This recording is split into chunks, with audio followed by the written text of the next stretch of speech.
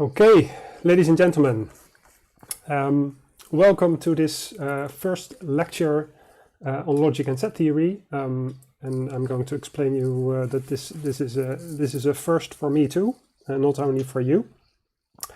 Let me first check whether actually we are live. So maybe you can post something in the Canvas chat. I see people. So Leon Willems already says that he enjoys himself here, and there are a couple of other people posting something in the YouTube chat.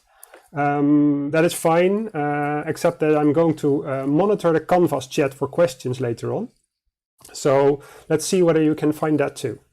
So why don't you say hello in the Canvas chat? Oh, that's nice. I can see on my second screen, I can see a lot of messages appear. Let me tell you that there is a delay in the stream. Not too large delay. We selected YouTube because it has the minimum, rather minimal delay. But still, there's a couple of seconds between me saying something and you seeing it on YouTube. So please keep that in mind. Another thing, thank you for all your nice hello messages.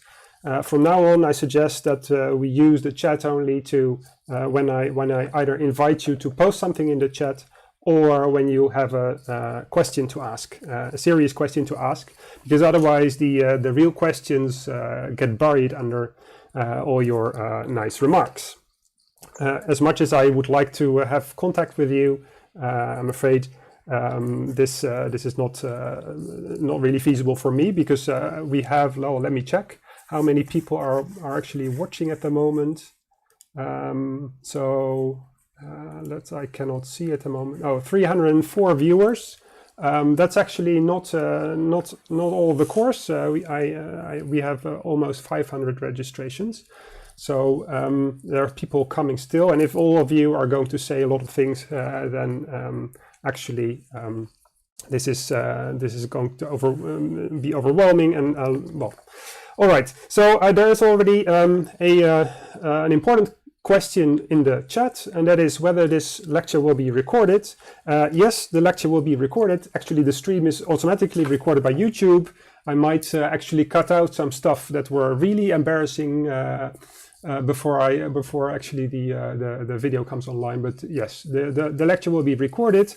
I'll say more about that in a bit. Let me in the meantime check whether there are some other questions that I need to answer. No, not really. Before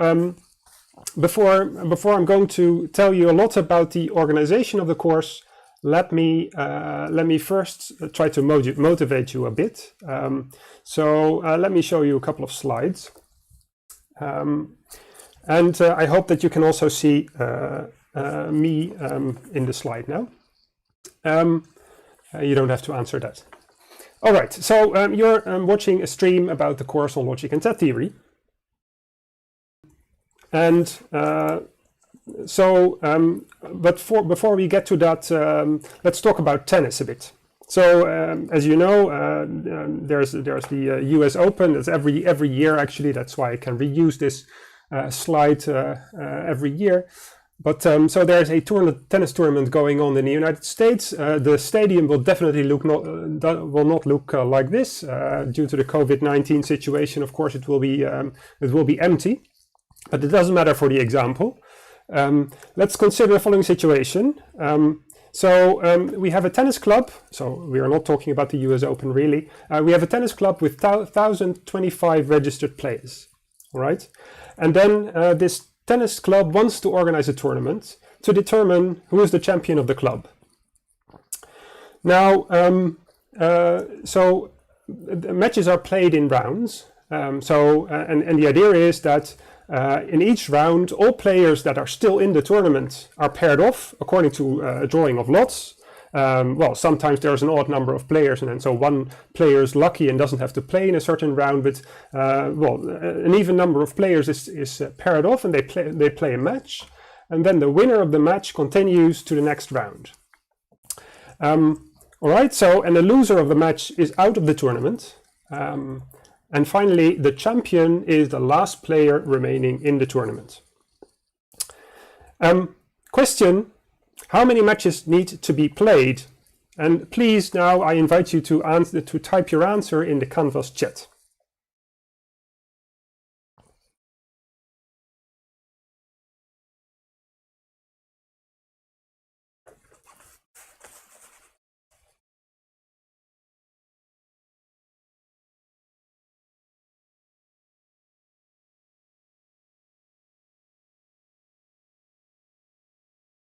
All right, I see some answers coming in.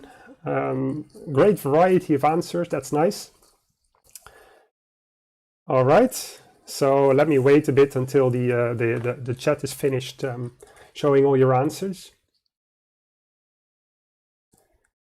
Now, I saw the correct answer being posted in the chat quite a number of times, but I also saw a couple of incorrect answers there. Oops, that's the wrong key. So the correct answer, you could, for instance, compute naively in the following way. So how would you do that? You would say, okay, in the first round, 1,025 players, so that's an odd number. Let's subtract one. We get 1,024. That's 512 matches need to be played in the first round, right? And then in the next round, we still have 513 players left, so we need to have we have matches in the next round between 512 players. So there's 256 matches, and you can continue like this, add up all the numbers, and then finally get to the answer 1,024. Now this is a correct answer, and I saw this number many times in the chat. But the way that I've just explained is not really the best way to get to the answer. And I'm sure that people that were answering 1,024 so quickly in the chat did not do this. They did not actually compute this round by round and then add up the numbers. No, there is a much nicer way. Oh, by the way, this is an inefficient solution also from a computer science point of view, because it requires 10 additions. Which is well, if you have a large tournament, that is perhaps a bit much. Now there is a logical solution, and this is to illustrate the power of logical reasoning to you. So you could also reason as follows. You could say, okay, each match has one winner and one loser. All right, and the loser does not participate in later rounds, so every player except the champion loses exactly one match. All right. So therefore, there are exactly as many matches as there are losers, right? And we had 1,025 players, and we have 1,024 losers. So there you are. That's the answer, right? So number of matches is exactly one less than the number of players, and this is how we get to the answer. But the nice thing is, this is a much more general argument, right? You don't have to compute all these the number of players in each match. No, you can just say, okay, for n players, n minus 1 matches, no matter how many players you have. If it's 1,024 or 3 million, it's all the time it's n minus 1. Okay, so that is to illustrate what is the power of trying to reason logically instead of throwing or say simply trying to compute an answer by brute force. And this will obviously be very important for computer science, but all kinds of other disciplines as well. In the meantime, let me check the chat, and in particular my assistant, who is actually so now and then forwarding to me some important questions that he saw in the Canvas chat. And one question that came is of an organizational nature. Someone who is also following 2IT90, and this person is asking whether, because this is a predecessor of the course, whether there will be overlap between the material. Well, that is a bit pertaining to the organization. We'll get a lot to the organization or extensively to discuss the organization of the course. But yes, there's, well, I mean, you need actually this course as a prerequisite for the automata course. So it's inconvenient that you need to do automata. You may have to study a bit faster than the pace of this course. Okay. Let me go back to the topic. So, what is logic and set theory? What is it about? Well, it will offer a structured approach to logical reasoning. So, we're going to study this idea of logical reasoning. And well, part of logical reasoning is that you can make statements that you want to reason about very precise and cast them in an unambiguous logical language. So one of the things that we shall do in this course is present you a very mathematical languages in which you can actually formalize logical reasonings. And then this allows us to be very precise about the correct principles underlying logical reasoning. Of course, we all know how to reason logically, or at least we think we know how to reason logically. But it is very useful to understand in a deeper sense what this actually means. And then we are going to apply logic and logical reasoning to construct convincing mathematical proofs. So that is also an important topic of this course, to be able to prove a statement, precise statement, convincingly, and convincingly here means without, well, basically beyond any doubt and with mathematical precision. We'll be discussing reasoning about sets, relations, functions, orderings. All these things will become clear later in the course, but then at least I have mentioned them already. And one important thing that we also do is we are going to understand and apply mathematical induction. That is a very important goal of this course, but it will come towards the end.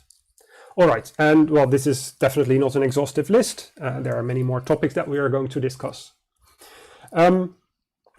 Now, a major part of the course is about how to present formal arguments. And well, before I want to continue, I'm going to do a very dangerous experiment. So what I want to, the dangerous experiment comes after this one. Apologies. So just to summarize, logic is this formal systematic study of the principles of valid inference and correct reasoning. Well, there you have a concise statement of what logic is about.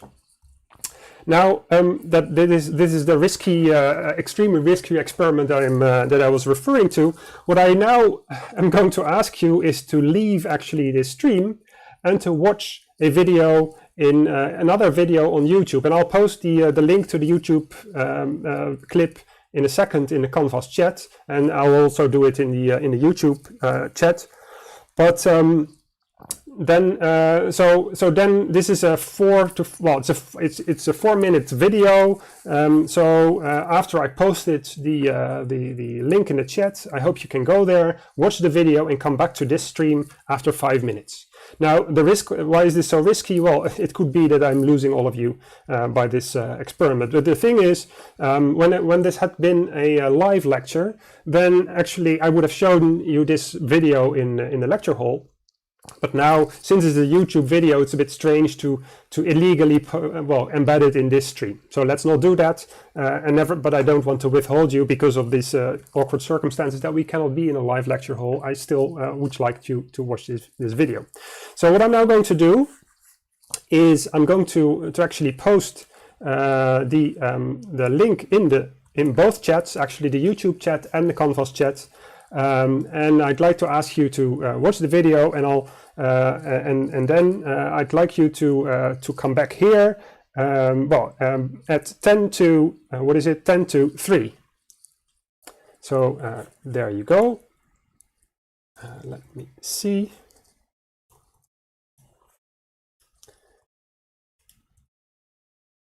Yeah, I've posted it in the Canvas chat.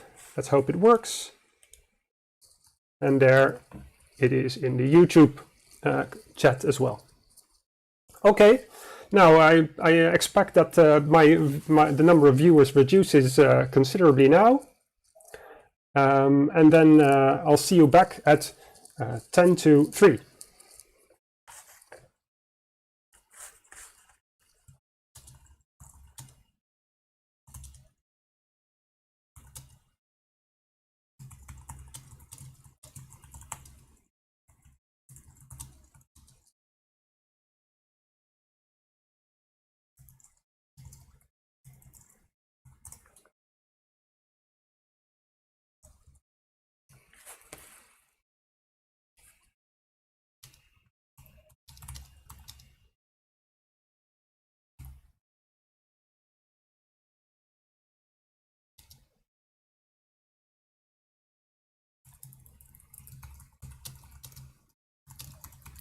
Oh, and there's my colleague Peter actually says, okay, you can perhaps keep the stream in another tab if you're using a browser to watch this stream.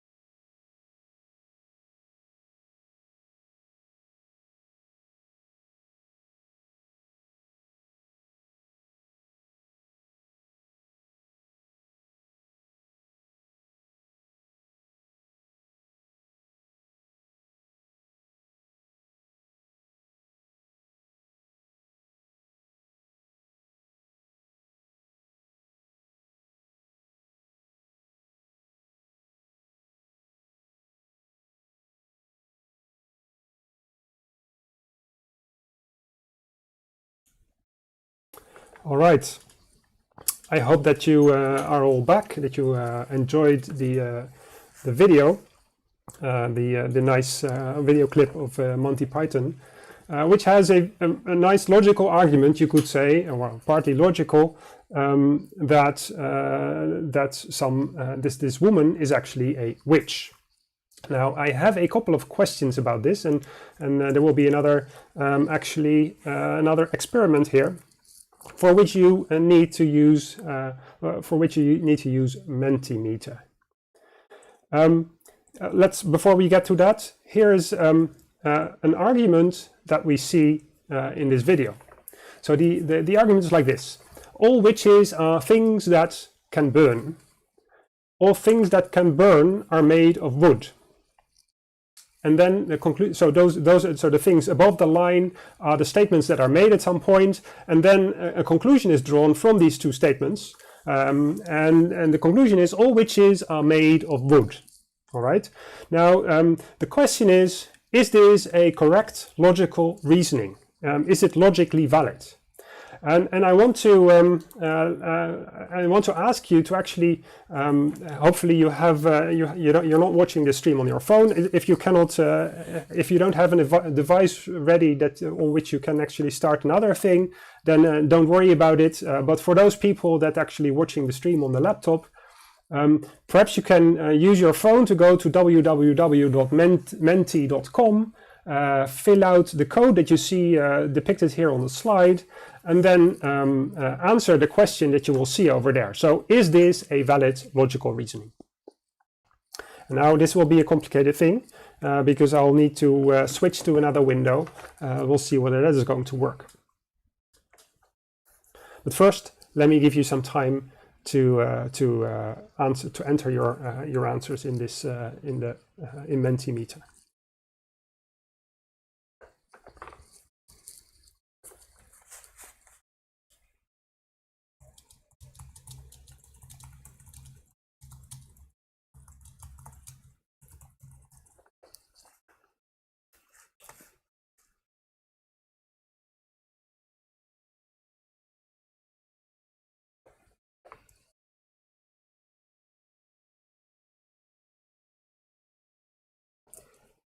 All right. Well, let's see what we can do now. Now the difficulty is, how do I show you the results? What I hope that you all had the chance to actually enter your results, your answer. Is this a correct logical reasoning? Yes, no, don't know. Let's see what are your answers to these questions, and whether you have actually managed to, and whether I'll actually manage to show you the answers. That will be, yes, I did it. I did manage. So here you see the result of this poll.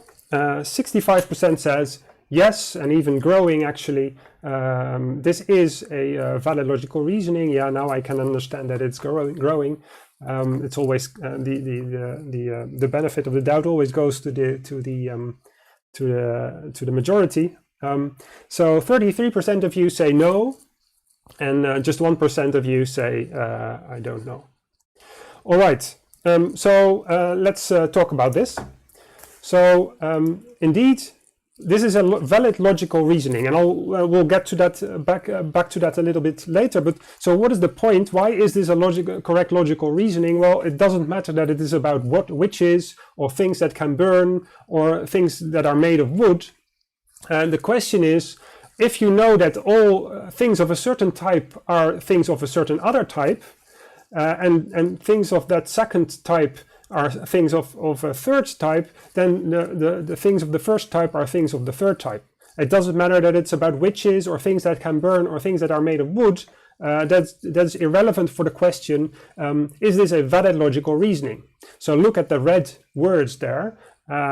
It's about all and well, some things having a certain quality. And well, then the question is, if the statements above the line are true, is it also the case that the statement below the line are true? Now, of course, you can debate about the statements above the line, whether they are true or false. But if you accept both the statement that both the statements above the line are true, then the conclusion below the line is inescapable. And that is an example of a logical reasoning. Okay, let me now ask you another question about this reasoning. So now we are going to look at all ducks are things that float. All things made of wood are things that float. All ducks are made of wood. Now, what about this one? Is this a correct logical reasoning? Now I need to first, I suppose, move the Mentimeter slide.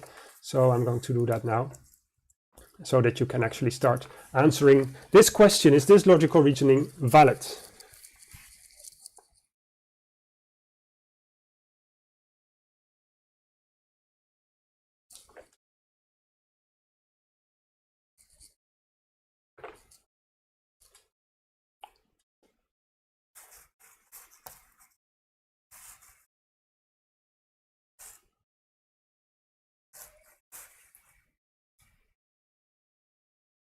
And I'll give you 1 minute to think about this, and then I'll close. Then I will show you the results.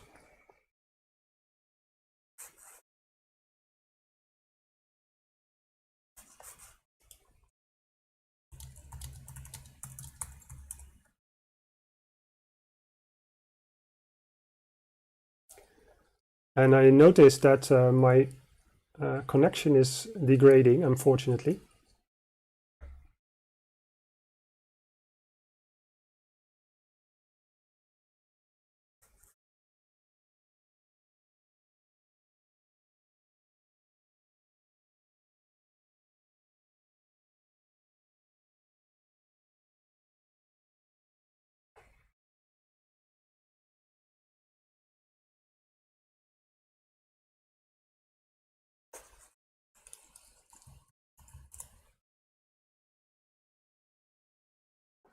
All right, it could be Mentimeter that is actually doing something to my connection.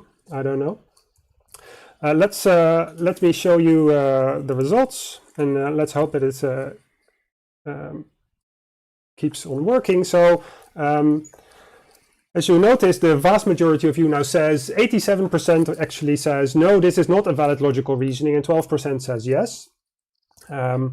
And indeed, so this reasoning is not logically valid. It doesn't matter again. It doesn't matter again as before. It doesn't matter really that this is about ducks or things that float. It doesn't matter again as before. It doesn't matter really that this is about ducks or things that float. The things what is written here, and I'll also have it on the next slide, so I'll move to that quickly. But all ducks are things that float. It's all things of a certain type, say type 1 are of type 2, all things of type 3 are type 2. Well, that doesn't establish any relationship between things of type 1 and type 2. It could be, I mean, wood can float, say plastic could float on water, but that doesn't mean that that wood is the same as plastic. All right, so this is not a logically valid reasoning. You cannot draw this conclusion, so the conclusion below the line, even if the statements above the line are true. Now, this kind of reasoning was invented by Aristotle already a long time before. Actually 19 of these valid logical reasoning principles. So, and here's one of them. All K's are L's and all L's are M's. If those statements are true, then you may conclude that all K's are M's. That's one of Aristotle's syllogisms. Actually, there are 19 of them, and they are all kind of valid. And that was very important in the debating culture that they had in the ancient Greece. Being well fluent in these kind of valid logical reasoning principles was essential. The other thing that we have seen, and that was actually an example of an incorrect rule, is if you have all K's are M's and all L's are M's, then certainly you cannot conclude that all K's are L's. All right, so that's not a valid logical reasoning principle. All right, so that is about that is a sort of introduction to the topic. What I now want to do is in the next 15 minutes or so, and then we have a break, I want to tell you something about the organization of the course. Let me move to another slide set, and then we're going through a couple of. I'm going to say a couple of things about how we are going to organize this course. And I hope that the stream in the meantime has improved again. It seems so, at least as far as I can see. Oh, wait a minute. So apparently something goes wrong now. So I get the message that the video has stopped.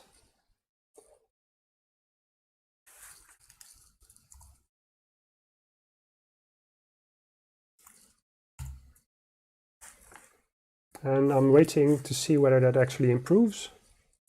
On my side, it seems that the connection is reasonably stable. And so does... now I also see that I see a problem.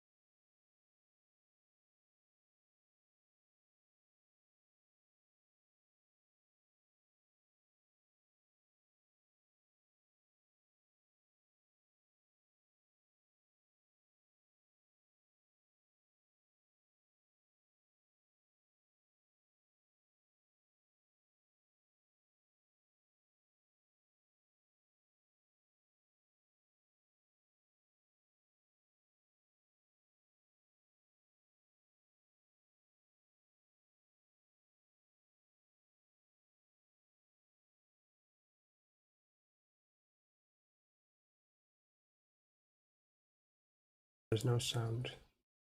How about now? Is there now sound?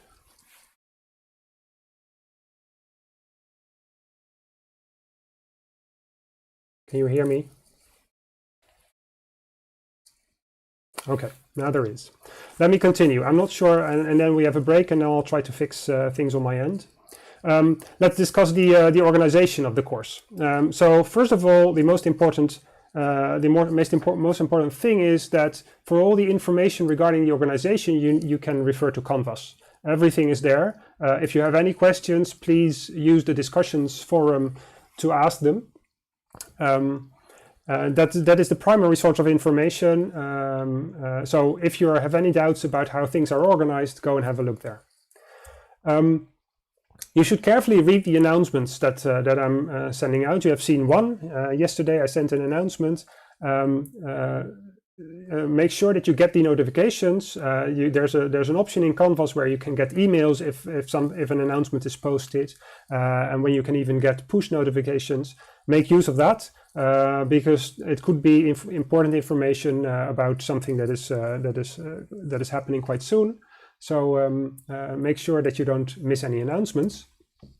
And please be aware of the fact that Canvas is always leading, always takes priority over, especially when it comes to scheduling information, also over my timetable.tue.nl. So if you're worried about that there is certain overlap, first check Canvas to see whether it's actually the case. I saw a couple of questions also in the chat regarding the overlap between the course 2IT60 and 2IP90. So 2IP90 is the course on programming.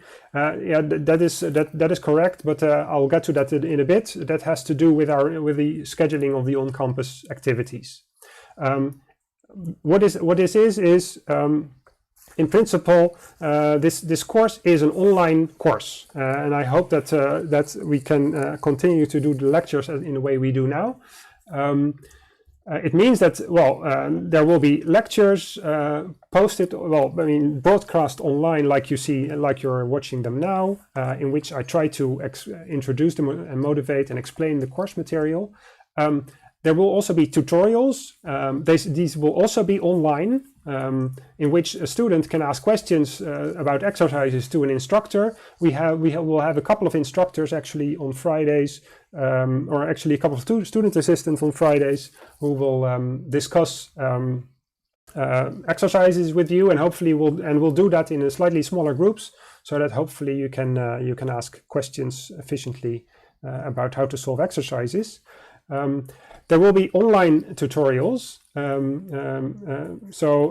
I should have written online tutorials also here. I mean, the online tutorials there's no difference between the tutorials on Fridays and on Tuesdays. They are both online. On Fridays on 2+3, and on Tuesdays on 9+10. And note that 9+10 that starts these lecture hours start at 5:30. And last until 7:15, and these are in the time slot for logic and set theory. So if you are doing other courses, don't worry about overlap. The logic and set theory, the online variant, stays within the time slot. And then finally, on Wednesdays, the 5th hour, there will be a weekly online test in which you will do a written test at the 5th hour, and you will do it at home, online. We'll get back to you on Friday with detailed instruction on how that is going to work. There will be a fixed time in which you have to do the test, and it will be about the material that has been discussed in the preceding week. And a week here in this course will go from Wednesday to Wednesday. Right, so this is the first day of the week, and you have to get used to that, I'm afraid. This is the first day of a logic and set theory week. Basically the week will end at the 5th hour on Wednesday, when you do a test about the material that has been discussed so far. There's a question I notice now, asking whether the test will be proctored. No, it will not be proctored. So you'll do the test in an online system. You get a fixed time for that, and you have to, of course, do it by yourself. But we're not going to proctor you, and we're not going to do an invigilation. More instructions will follow on Friday in a detailed announcement about this. There's also an online variant with on-campus tutorials, because we want to offer you, or at least we want to offer as many as we can, as many students as we can. We want to offer an on-campus experience. You're first-year students. You have never studied at the university, maybe some of you at least.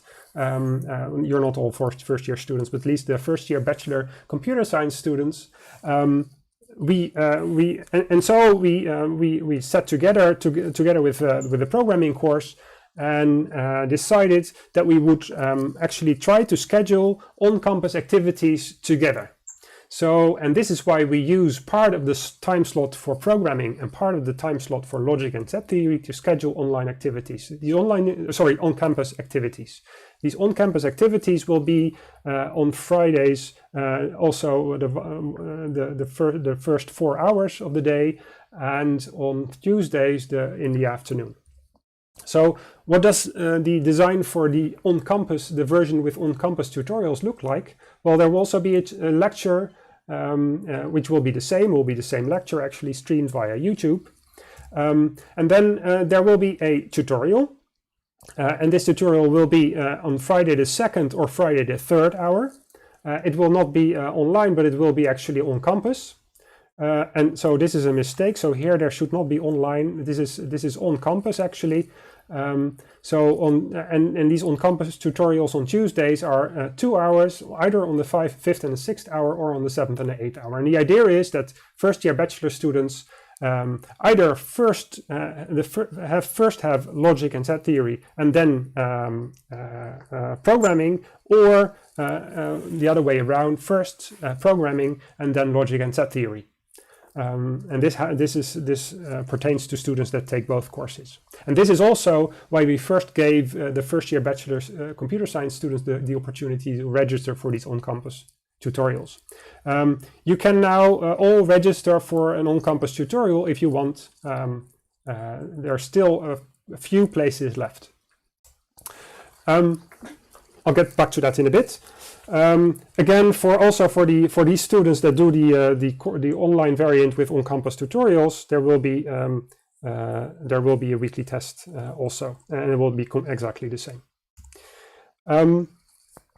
So there's a question, and let's now immediately discuss the on-campus tutorials, because I think there's also a question about that. So only students in groups 1 to 5, and that means 1A, 1B, 2A, 2B, etc. to 5A, 5B, will participate in on-campus tutorials. Students in groups 6 and 7 participate in online tutorials, right? And the A groups, as I said, will have tutorials at Fridays the 2nd for logic and set theory, and Tuesdays 5+6. And most of those students will actually have on Fridays the 3rd and 4th hour will have programming, and on Tuesdays the 7th and 8th hour they will also have programming. And the B groups, for the B groups it's the other way around. 1A, 1B, 2B, 3B, 4B and 5B have tutorials at the 3rd hour on Fridays and at the 7th and the 8th hour on Tuesdays, and they may have programming on the other hours. Now this is in response also to a question that has been asked in the chat. So you have to be aware of the fact that being in an on-campus tutorial group is a privilege. Right, so in principle, this of course is an online course, and that is, I think, pretty unfortunate, but it's something we cannot help, we cannot do anything about due to the COVID-19 situation. But so we managed to get some capacity on the university to have on-campus tutorials. But then, if you're in an on-campus tutorial group, then you should respect the fact that there is a mandatory attendance policy, and this states that. If you're not attending a tutorial, this implies immediate removal from the group, right? So we'll keep attendance during the tutorial, the on-campus tutorials, and if you miss a tutorial, no matter what reason actually, we'll remove you from the group to make room for some other student. And then you may take the opportunity to register for an on-campus group again, but the scheduling may not be aligned with your programming course, or your place may already have been taken for some other student who anxiously was waiting for a place on campus.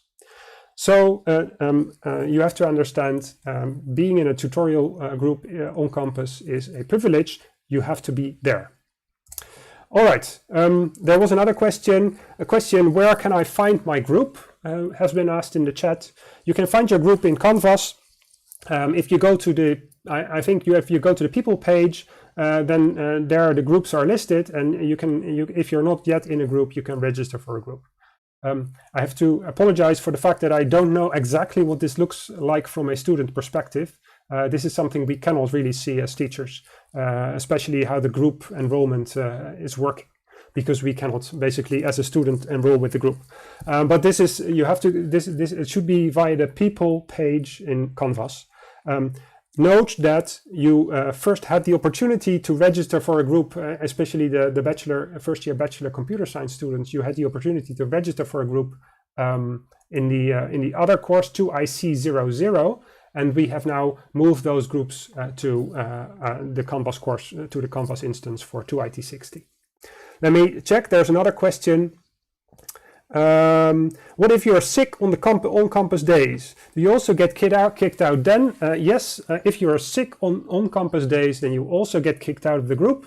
And of course, there's a chance that you get sick. And well, I have to have two remarks about that. First of all, we try to offer you fine online tutorials as well. So it doesn't mean that you can no longer follow the course.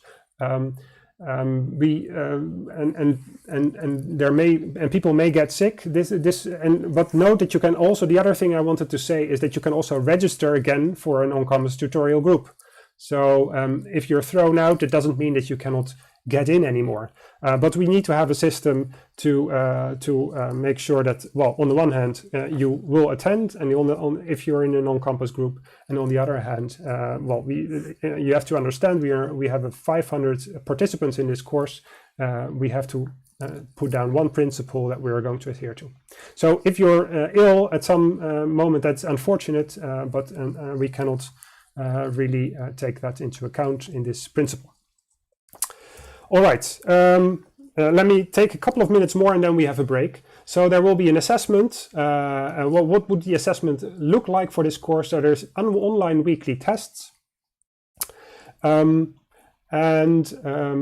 one more question that I should answer about the online groups. So the question is there a difference between the online groups 6 and 7? No, there's not. The only thing is that we may have to partition the groups or the large group of people that will attend online tutorials into smaller groups, just to get it feasible in MS Teams that we are going to use for the online tutorials. About the assessment, let me quickly say a couple of words about that. You may read about it also on the Canvas pages. There's an online weekly test, as I said. There are 7 of them. There's also a test in week 8, in which we will not discuss new material, but there's still this end of the logic and set theory week, so to speak. And the purpose of that test is to give you feedback on how you write your solutions. Because one of the main learning objectives of this course is to learn how to write a decent proof, a decent argument. And so it's not just a matter of understanding a certain thing, but it's also a matter of being able to communicate clearly about the truth of a certain statement, for instance, about giving a proof.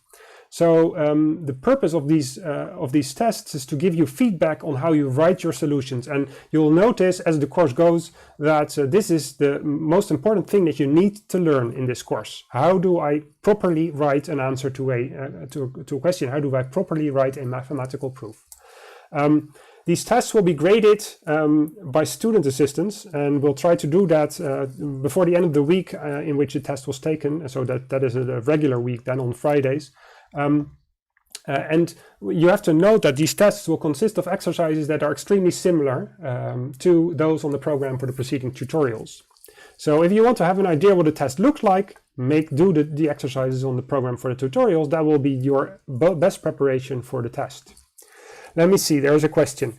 So are the on-campus tutorials only for first-year students? And that's still about the on-campus tutorials. No, so now we have opened up registration for the tutorials, for on-campus tutorials for everybody. So, but it has to fit your schedule. So you should check whether that is possible because, well, as I said, the on-campus tutorials in part are on Tuesdays, and some students are taking another course in time slot E, which has Tuesday afternoons also lectures, and so it may not fit your schedule. Please check that carefully. Yes, I think that I've answered all the questions so far. Let me say that the average of the 5 best test results count for 30% of your final grade. In the past, we had different weighting schemes. In view of the new situation, we converged to this weighting scheme. So you have to, we take the 5 best test results. So note that there are 7 weekly tests. We take the best 5, so you can miss 2 tests. And well, basically what this means is that you can, that's also the next point, that we're not going to organize resits. So if you flunk a test, if you're ill for a test, if you cannot make it because you have other things, or you're ill, or you have to attend the funeral, I don't know, then this is the system that we have in place to make sure that you're not in a serious disadvantage because of that. And that means that you should carefully use these 2 tests that you can skip. All right, so don't start with skipping 2 tests because we'll not grant you a resit if you are ill on the 3rd. And the question now, let me answer it in the meantime. Yes, the slides. So the question is, will the slides be available too? Yes, I'll post the slides also on Canvas. Then a couple of words about the final test, and then we have a break. So the final test, that will be the final examination at the end of the course. It will count for 70% of your final grade. So we take the 5 best test results for the weekly tests, 30% of your final grade, the other 70% comes from the final test, and the grade for the final examination must be larger or equal to 5.0. If you score less than 5 on the final test, you will fail the course. and then you have to do the reset. So you cannot say pass the course by getting 5 10s for the weekly tests and a 0 for the final test. And in fact, you cannot even pass the course with 5 10s for the weekly tests and then a 4.5 for the final test. You'll fail. Final examination can be reset. So if you're ill during the final examination, that's not a terrible disaster. Actually, you can do a reset. Also, if you fail it for some other reason. Unfortunately, I cannot tell you when the final test will be, nor can I tell you where it will be. I'm still hoping for having final tests on campus. But I cannot, it's not yet clear, the university has not made up its mind about whether we can actually do that and allow you to come to the campus for a final test, but that will definitely have my preference. Okay, let me see whether there are still questions that I've not answered. So I see a question, what preparation do we have to make for the tutorials and for the lecture? I'll get back to that after a short break. I'll shorten the break a bit. Let's reconvene at 15:35. I'll also post this in the chats. We'll resume the stream at 15:35. And please take a break. Try to walk around a bit because this will be a lengthy thing. This lecture. I hope to see you back at, well, at least I will not see you back, but I hope you will see me back at 14:35. All right, bye-bye.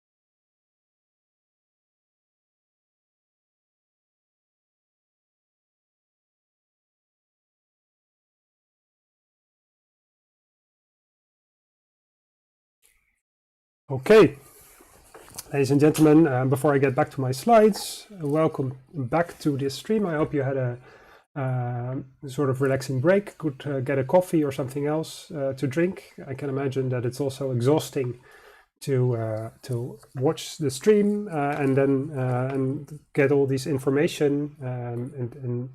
So please use your breaks also to relax a bit. Let me switch to my slides and tell you a couple of more things about the organization. In particular, I will answer the question in the chat on how to prepare for lectures and tutorials. That was a very good question, actually, that I'll get back to.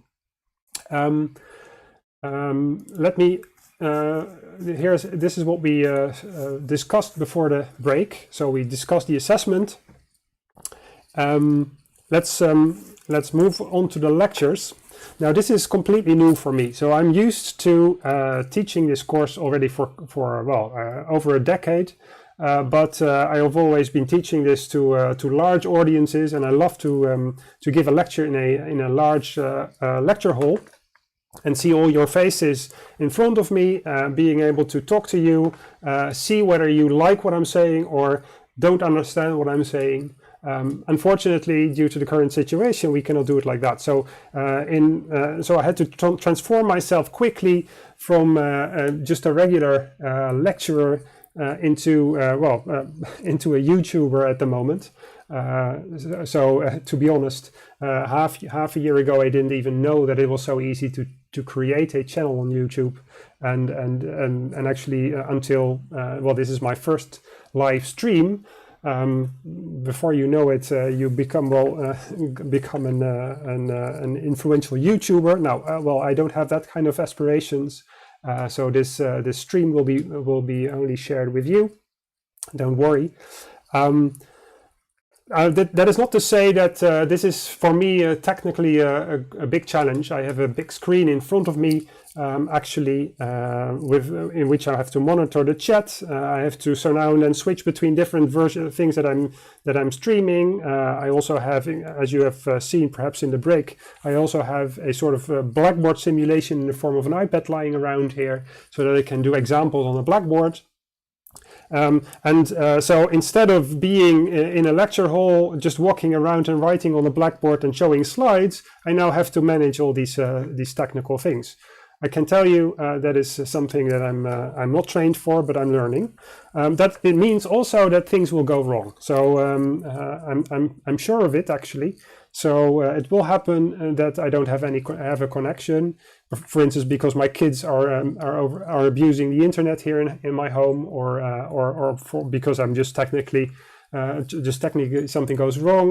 The streaming software that I'm using so now and then actually crashes.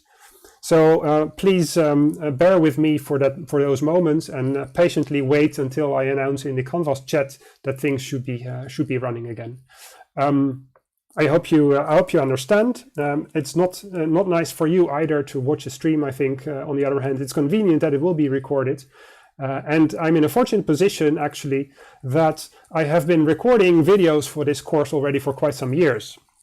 So as opposed to my colleagues who now have to frantically either teach live lectures in a hall, or record live lectures in a lecture hall and stream them to you, or talk live to you and do all these things, I can so now and then relax because I can show you a video.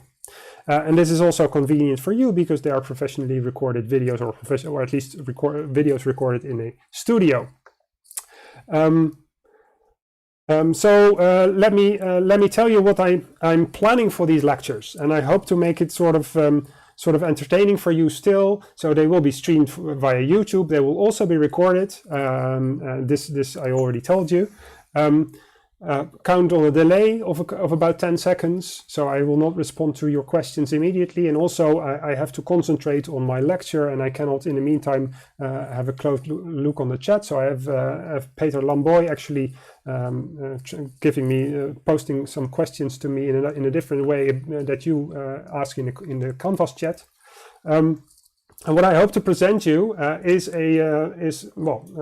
trying to present you an entertaining mix of pre-recorded videos treating the most important course material, Mentimeter quizzes, as you have seen them already. I'm going to do examples on the blackboard. Let me show you my blackboard. Actually, you have already seen it in the break, but I can actually do some writing on this. Say hi, logicians. Right, so that I have available too, so that I can actually, so now and then, well, do a live example as if it were on the blackboard. And so then, that was the wrong, there you go. That's the kind of complexity that I'm in, complex situation that I'm in right now. And hopefully I also try to get some interaction with you through the Canvas chat, and I'm pleased to see that it is actually working quite well so far, because there's already another question. Some question that is asked in the chat is, if we are learning online, do we attend both the Friday tutorial and the Tuesday tutorial, or just one of the Tuesdays?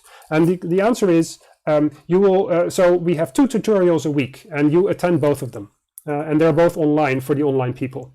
So there were a couple of mistakes on the slide previously, where I was actually saying that one of the on-campus tutorials was actually online and vice versa. So there's 2 variants, an completely online variant with tutorials on Tuesdays and on Fridays, and they are both online. And there is an on-campus variant where you have on-campus tutorials also twice a week on Tuesdays and on Fridays. Okay. Now, I already alluded to it, but I want to kind of stress 2 important things, and then also get to the question of how to prepare for tutorials and lectures. First of all, formulation is extremely important, and just to illustrate this, and it will be very important in this course, and you will be angry with us at some point, or some of you actually, that we are so strict about how you write stuff, but actually this is what you have to learn in this course. So just to illustrate why formulation is important, what you see here is that the Dutch Coast Guard at some point ordered certain type of speedboats, and they wrote a specification for these speedboats that they wanted to purchase, and they wrote, well, these boats should be able to move at high speed, and they should also be able to withstand high waves. Okay, now this sounds like a good specification. And then the boat was delivered, and indeed the boat was able to move at high speed, and it was able to withstand high waves, but not simultaneously. So these boats, they turned to, well, you could go very fast with them, but if there were high waves, they would top over. So just to illustrate how careful formulation is important, they should have, of course, made it explicit here that these boats should be able to move at high speed, also when there are high waves. All right. So that's about formulation. Keep this in mind. Formulation is extremely important in this course. This is basically the most important learning objective, I would say. Now, how do you prepare for a tutorial, or actually, how do you do this course? You have to do exercises. It's all about doing exercises and doing them, trying them yourself. And so this is probably the most important advice that I can give you for how to study for this course. Prepare for the tutorials in the following way: by seriously trying all the exercises on the program for that tutorial. And you will find the program on the syllabus page in Canvas. There is a day-by-day program of what happens and what kind of and in particular it specifies per tutorial what are the exercises on the program, and you should really try to make them upfront, not during the tutorial. There will generally not be enough time to just make them during the tutorial. Please prepare them. And I have to warn you, in the beginning, the course, these exercises will be easy. Although we go pretty fast, you will notice in the first 2 weeks there are many exercises and many different topics that come by, but they are relatively easy, and the complexity and the difficulty of the exercises goes steeply up, and so it is important that you sort of keep up from the beginning. and I always have students telling me at the end of the course, oh yeah, you told it in the beginning and I ignored your advice not to actually start with the exercises from the start. It looked easy and I thought I understood everything, and then 2 weeks later suddenly I was lost. This happens to students that do not take this advice seriously, I promise you. Okay, so that was the fatherly advice, you could say. If you're stuck with an exercise, please try to formulate what you don't understand. For instance, by making a concrete list of questions before the tutorial. That is an excellent way to prepare for the tutorial, so that you go to the tutorial and efficiently can ask an expert, a student assistant or an instructor, and let this person know what you don't understand, and so that he or she can efficiently help you. As I cannot repeat it enough. So pay attention to how to formulate solutions. Look at examples of how we do that, that is an important thing. And then if you see a difference between what you wrote and what somebody else wrote, then try to figure out what is the difference and whether the difference is important. And usually it is. Let me see. What is asked currently on the chat. I'll get to those questions in a bit. Let me first finish this part. Please start by making exercises as soon as possible. Really don't postpone this. It's better to start and then towards the end of the course notice that it was all very easy, instead of starting, basically postponing things, trusting that, well, you did very well in high school, so this should be easy as well. And then towards the end of the course notice that it's not so easy. I need to say one thing about solutions and having good examples. So during the lectures and also in the videos that I'll show, you'll get plenty of examples of how to deal or how to formulate solutions. Please pay careful attention to those. In the book also there are lots of examples of work, and you can sort of think of all the examples as worked out exercises. There are no solutions to the exercises that are on the tutorial program. And why is this? Because we think that the most important thing is that you so now and then get stuck with an exercise and really try to get it solved without making it easy for you to look at the solution. So for the exercises that are on the program, there are no solutions. That is not to say that there are not a lot of solutions actually available to exercises that are not on the program, but are really very similar. In fact, we have an exercise program that has that is just as good, and that I'm actually using for another course to teach the same stuff. That is for master students actually, but who actually are better trained at forcing themselves to first really think about an exercise before looking at the solution. So I know that some of you are stubborn and really think that they need to have the solutions to make exercises. If you're that kind of person, don't worry. There's an alternative exercise program. Feel free to actually do the alternative exercise program. It's just as good. It's written per week, not per day. But that should be okay, because the tutorials will be mostly about the exercises which there are no solutions. And you can always ask your tutor to present a solution on the board. Although I have to warn you that there will not be enough time to really show all solutions on the board.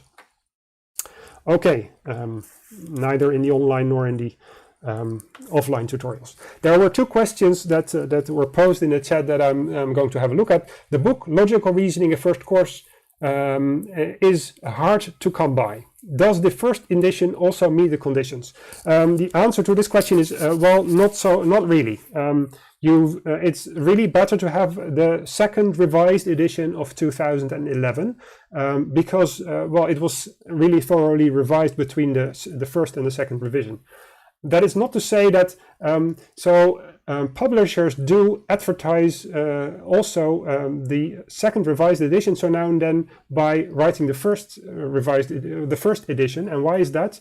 Unfortunately, these two editions have the same ISBN. And so publishers might not actually distinguish between the two versions, and they might actually deliver the right version even if they advertise on their website the other version. I'm pretty sure that if you order I'm sure that if you order via the Study Association Gewis, or maybe the Study Association for Data Science, or the Study Association for Psychology and Technology, then you'll get the right version.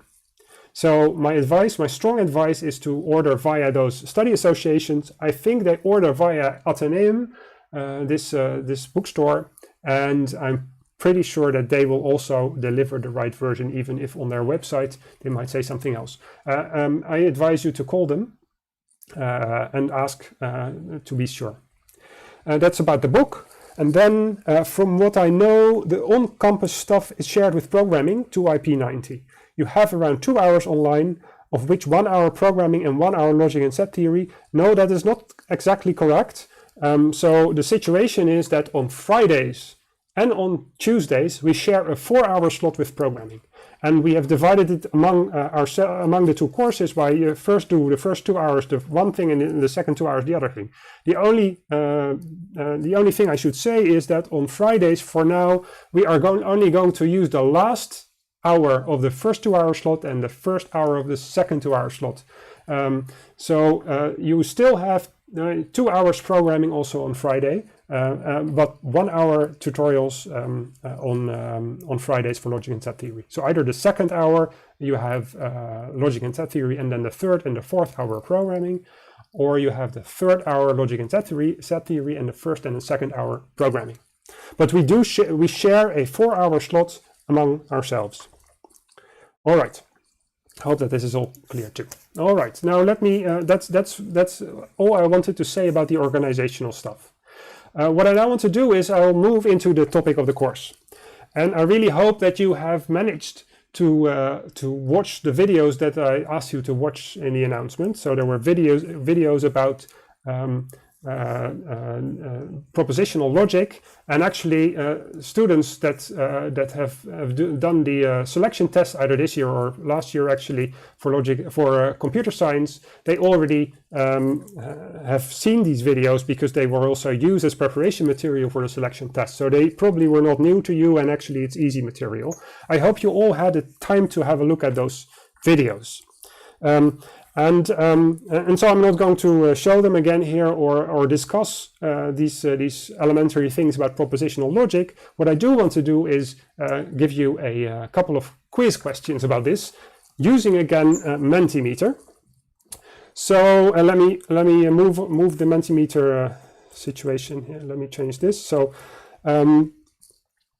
please. Try to answer this question, or actually select all the propositions that you see over here in the list below. So as you know, and as is discussed in the first video on propositional logic, some statements or some phrases you could qualify as propositions, some are not, and please select the ones that are propositions. I see more questions coming in on the chat. I'll answer them in a bit. Let's first deal with this question. So select all propositions from the list that you see here. You can enter multiple answers.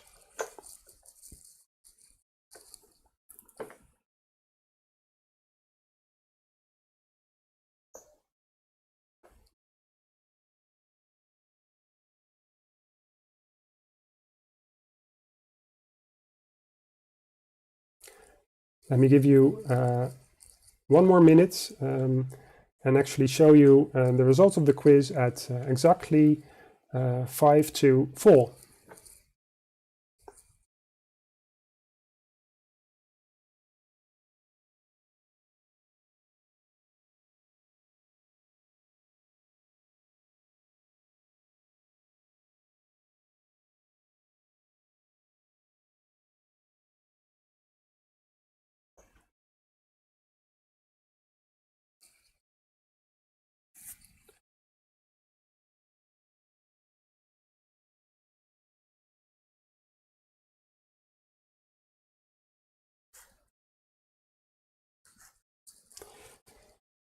All right, let me move to the quiz, and let me show you the results.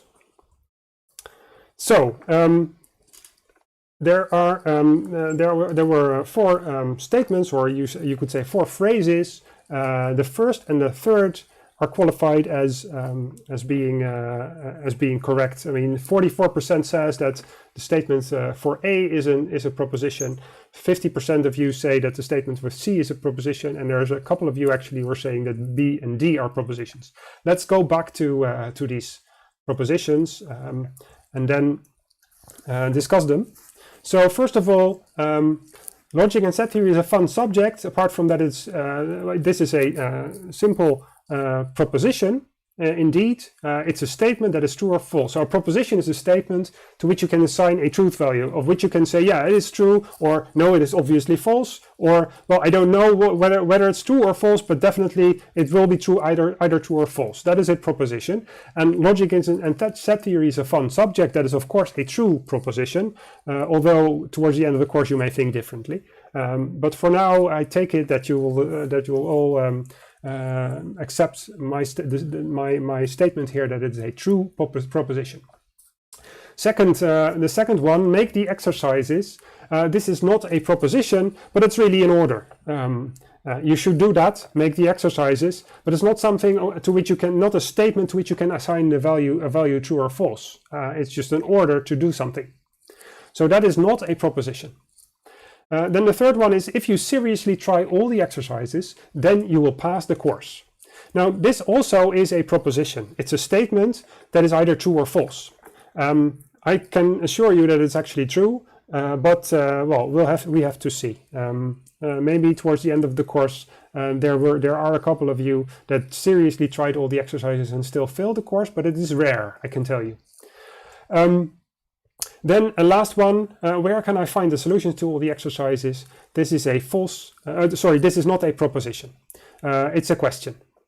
So this is a proposition, if you remember, is a statement that's either true or false. You don't have to know whether it's true or false. There are certain statements of which you can be certain that it will evaluate either to true or to false, but we simply don't know the answer yet. So that is not important for a proposition. What is important is it something that is either true or false? Okay, so that's about being a proposition. Then there's the notion of abstract proposition. So the next question, let's do this one too, and then I'll get back to the questions in the chat. The next question is, so can you select the abstract propositions in the following list? And I have to move the Mentimeter thing as well, so let me do that. So there we go. This is the next question in Mentimeter. There you can enter your answers. So please select all the abstract propositions in the list below, A, B, C, D, and E. I'll give you 1 minute for that, and well, basically in about a minute I'll start showing you the answers.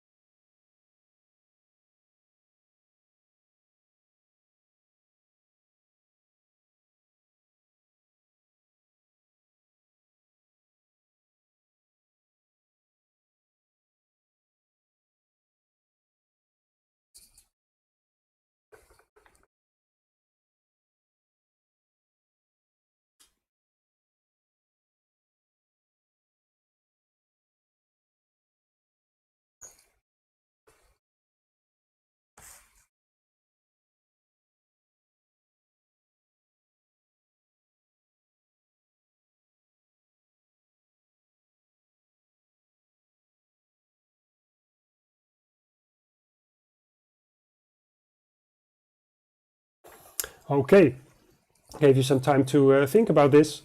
Let me show you what are the results in Mentimeter. Oops, that doesn't seem to work. Maybe, yeah, there they are.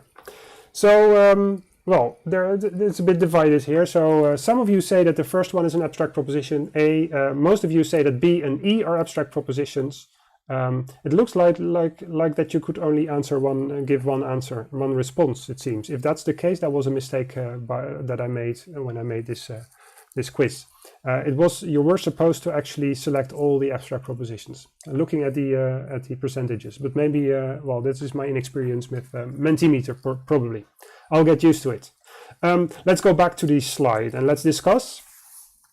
So first of all, if you seriously try all the exercises, then you will pass the course. We have seen that it is a proposition, but it's not an abstract proposition. An abstract propositional logic is a language consisting of proposition, variables, and connectives like negation and conjunction and disjunction and implication. And an abstract proposition is a formula that you can construct in a very regulated way using an inductive definition. And certainly, although the statement for A, if you seriously try all the exercises, then you will pass the course, is a proposition. It's not a statement that is constructed according to the grammar of abstract propositional logic. B, however, not A and B or B, is indeed an abstract proposition, and the parentheses actually are sort of important there.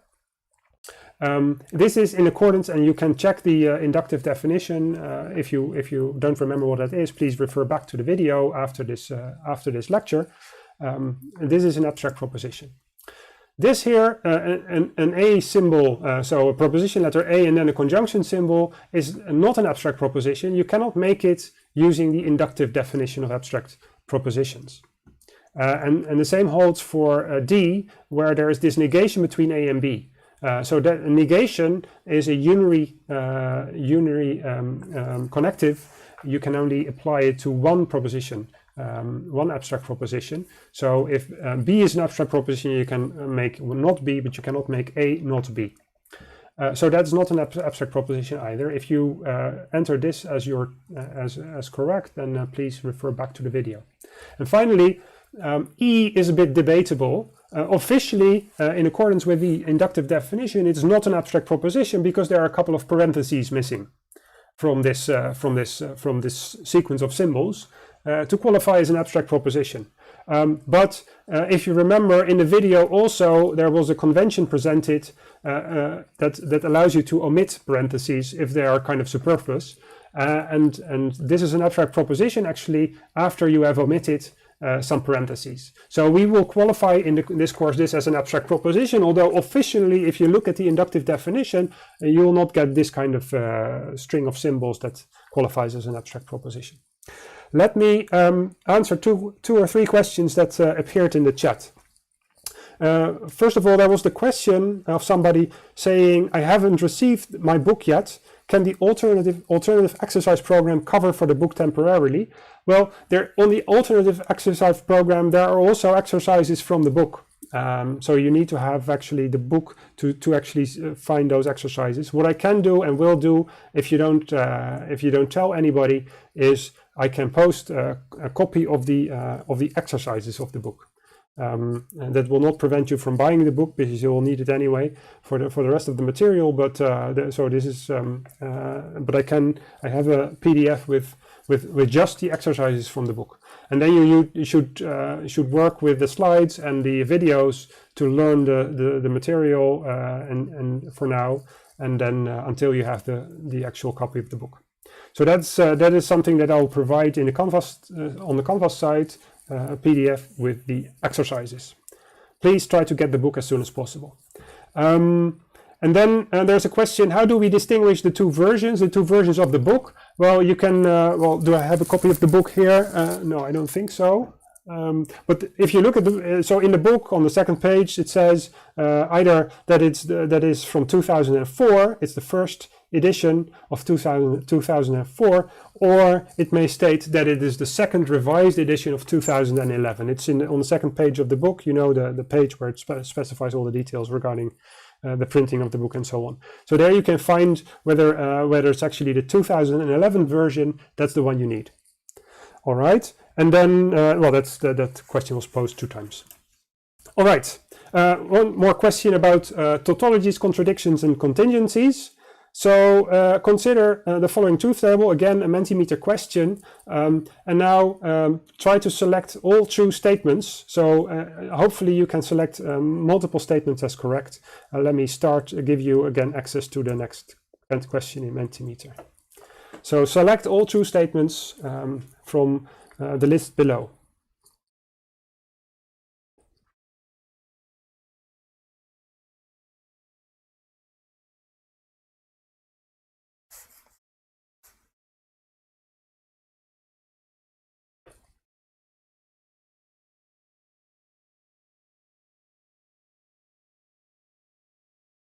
I give you a couple of seconds more to enter your answer, and then we'll discuss.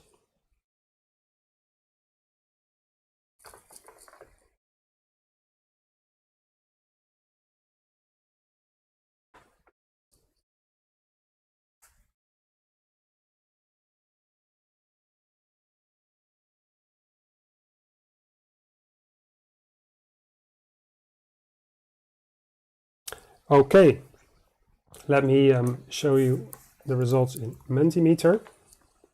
So the vast majority of you actually say that C is a true statement, and to see from your answers, A and B are not. So and this is indeed this is the conform reality, you could say, indeed. So not A implies B is a tautology. That is a false statement, because a tautology is an abstract proposition that is always true. And so you can look at the truth table and see that in the column under not A implies B, you see not only a 1 on line 3, on row 3, I should say, but also zeros on the other rows. And that means that it may evaluate to false, and therefore is not a tautology. And also it's not a contradiction, because a contradiction is a proposition that is always false. So then you would have, if it would be a contradiction, you would need to see all zeros here, but there is a 1 in row 3, in the third row of the table. And then finally, a contingency is every abstract proposition that is neither a tautology nor a contradiction.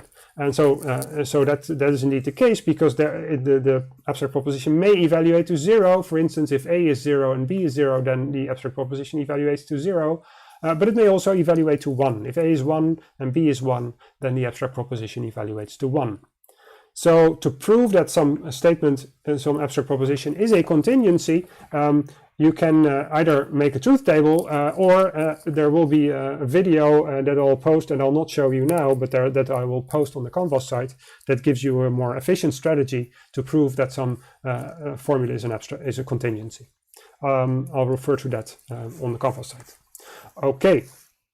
Then, so finally, I forgot to give you the answers on the slide as well. So A is not a tautology, so it's not a tautology, so A is false. It's not a contradiction, so B is also false. And finally, C is true, because indeed this abstract proposition is a contingency. Okay, this is for later. What I now am going to do is again a new thing. Let's hope it works. I'm going to start a video for you. So that will be so I'll show you this video, and then after that I'll come back to ask you a question about it, and then we have a break. So there it goes. Here's a video. I hope you're going to see it in a bit.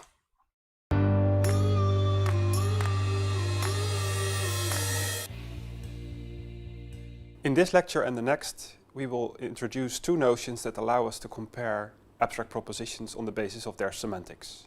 In this lecture, we focus on logical equivalence. Recall that we have introduced the semantics of propositional logic by considering abstract propositions as little programs for a device with input ports labeled with their proposition variables and a single output port. For instance, we have considered this abstract proposition A and not B implies B as a program for such a device. And you may remember that actually this little program makes the device behave in such a way that only if we put a 1 on the input port labeled A and a 0 on the input port labeled B, then we get a 0 on the output port. All other possible combinations of input values for A and B will produce a 1. Now you may observe that actually if we would program the device instead with the abstract proposition A implies B, then it would behave the same. Only if we put a 1 on the input port labeled A and a 0 on the input port labeled B, then we would get a 0 on the output port. So from the point of view of the behavior of such a device, the abstract propositions A and not B implies B and A implies B are indistinguishable. And this is also confirmed if we by looking at the truth tables for these abstract propositions. So if we compute the truth table for A and not B implies B, then we see that it has a column that with only a 0 on the third row. And similarly, if we compute the truth table for A implies B, then it has a column with 1s, and only on the third row it has a 0. So these two columns are identical. And this confirms that indeed these abstract propositions are not to be distinguished. And often it is convenient not to distinguish abstract propositions that have the same behavior, same input-output behavior for the devices that we have considered. So this gives rise to the following definition. Abstract propositions P and Q are logically equivalent if for every assignment of truth values to the proposition variables in P and Q, it holds that P evaluates to true if and only if Q evaluates to true. And it is convenient to introduce notation, shorthand notation, to say that P and Q are logically equivalent. We will write P and an equality sign with val above it, and then Q to indicate that P and Q are logically equivalent. Now let's see another example. Not A implies B is equivalent to not B and A. And this can be confirmed by computing the truth tables again. So first let us compute a truth table for not A implies B. It will produce 2 zeros, then a 1 and again a 0. And we get the same thing if we look at the truth table for not B and A. 2 times a 0 and then a 1 on the third row and then again a 0. So the columns for not A implies B and not B and A are identical. And therefore we can conclude that not A implies B and not B and A are equivalent. Logical equivalence allows us to express general properties about the connectives. For instance, here's a general property of the connectives conjunction, disjunction, and by implication. If you want to compute a conjunction, it does not matter in which order you put the arguments. So P and Q will always evaluate to the same truth value as Q and P. And similarly, P or Q will always evaluate to the same truth value as Q or P. P by implication Q will evaluate to the same truth value as Q by implication P. Let's have a look at the first equivalence. Indeed, if we compute the truth tables for P and Q and for Q and P, then we see that they are identical for all possible combinations of truth values assigned to P and Q. And therefore we can conclude that these abstract propositions, irrespective of what P and Q are equivalent. These three equivalences are true for all P's and Q's, for all abstract propositions P and Q, if we are considering conjunction, disjunction, and by implication. But this property does not hold for implication. And this can be shown by taking concrete abstract propositions for P and Q. So in this case, we take a proposition variable A for P and a proposition variable B for Q. And then we may notice that A implies B is not equivalent to B implies A, provided that A and B are distinct proposition variables. You can see this by finding an assignment to the A and B that makes the left-hand side of the inequality evaluate to true and the right-hand side to false, or the other way around. So we take we take as an assignment, we assign a 1 to the proposition variable A and a 0 to a proposition variable B, and then we observe that actually the left-hand side of the inequality, so A implies B, evaluates to 0, whereas the right-hand side B implies A evaluates to 1. These two outcomes are not the same, and therefore A implies B is not equivalent to B implies A. So we can now summarize this discussion by saying that and, or, and by implication are commutative, but implication is not. Another important property that we can express now is the notion of associativity. Associativity holds for conjunction, disjunction, and by implication. And it amounts to saying that for all abstract propositions P, Q, and R, it is true that that you may first compute P and Q and then compute the conjunction with R. If you do that, then that is the same as first computing Q and R and then taking the conjunction with P. And similarly for disjunction and by implication, they are also associative. But again, implication is an exception here. Implication is not associative, as we can prove by taking concrete abstract propositions for P, Q, and R. Here we take an A for P, a B for Q, and a C for R. And now we can confirm that the left-hand side of this inequality is not the same as the right-hand side, or does not evaluate to the same truth value as the right-hand side of the inequality for specific assignments of truth values to the proposition variables. For instance, we can take A to be 0, B to be 1, and C to be 0, and then compute the two implications on the left, and see that actually the left-hand side evaluates to a 0, whereas the right-hand side will evaluate to a 1. So to summarize, conjunction, disjunction, and by implication are associative, but implication is not. Associativity will allow us to omit a few more parentheses without introducing irreparable ambiguity. Because we know that it doesn't matter in which order to compute the conjunctions in P and Q and R, we don't have to put the parentheses to remove problematic ambiguity. Of course, P and Q and R could mean P and Q and R on the one hand, or P and Q and R on the other hand, but it does not really matter which one we actually mean, because they are equivalent. And similarly, we can omit parentheses when writing P or Q or R, and when writing P if and only if Q, if and only if R. There is a warning in place here. So if we look at the abstract propositions A and B or C, and on the one hand, and A and B or C on the other hand, then actually they are not equivalent, and therefore we should not omit the parentheses when writing A and B or C. We should really say whether it's A and B or C, or whether it's A and B or C.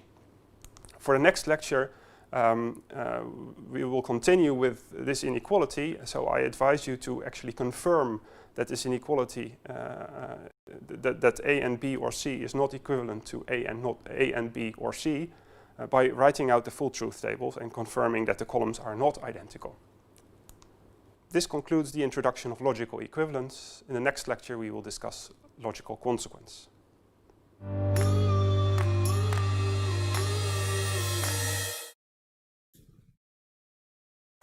Okay, that was a video on logical equivalence. I have one question about this quickly to see whether you've understood the video.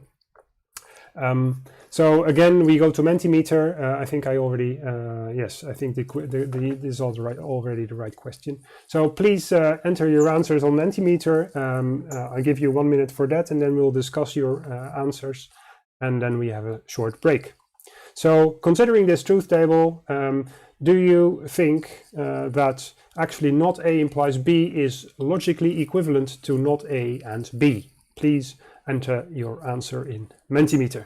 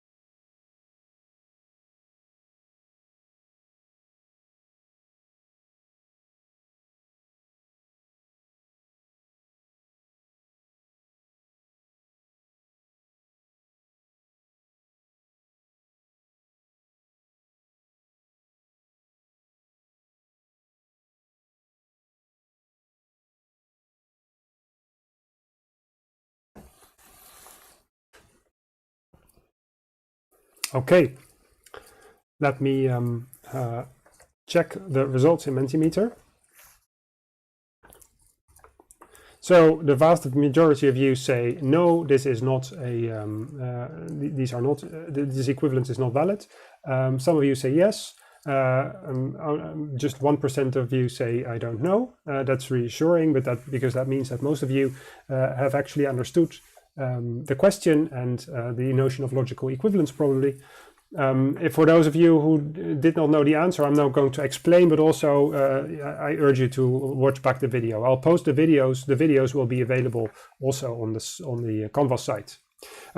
So the question is, are these two abstract propositions logically equivalent? And for that, you need to compare the rows under these, the columns under these abstract propositions. And as you may notice, so the abstract proposition not A implies B has the column looks like 0, 0, 1, 0, whereas not A and B has a column 0, 1, 0, 0. And as you may notice, although they have the same amount of zeros and ones, that is not really what is important here. What is important here is that that they don't have the same values on the same rows. So, for instance, on the first row, when A is 0 and B is 0, then the abstract proposition not A implies B evaluates to 0, and so does not A and B. So no problem there. But on the second row, you notice that the first, so not A implies B evaluates to 0, but not A and B evaluates to 1. And similarly, there's also a difference on the third row, and the fourth row they are again equal. So what is important for being equivalent is that the columns are identical, and that you also put them in the same truth table, because what matters is the relationship between the truth values assigned to A and B and the outcome of the abstract propositions themselves. So for the value 0, 0, you get a 0 here and a 0 there. For the values 0, 1, you get a 0 here and a 1 there, and therefore they are not equivalent. Okay, I propose that we have a short break now, walk around a bit. Let's make it a short one because we have quite some ground to cover in the last hour of this lecture, which we'll just let the last hour start at 4:30. So we'll reconvene at 4:30, 16:30, and then we're going to discuss predicate logic.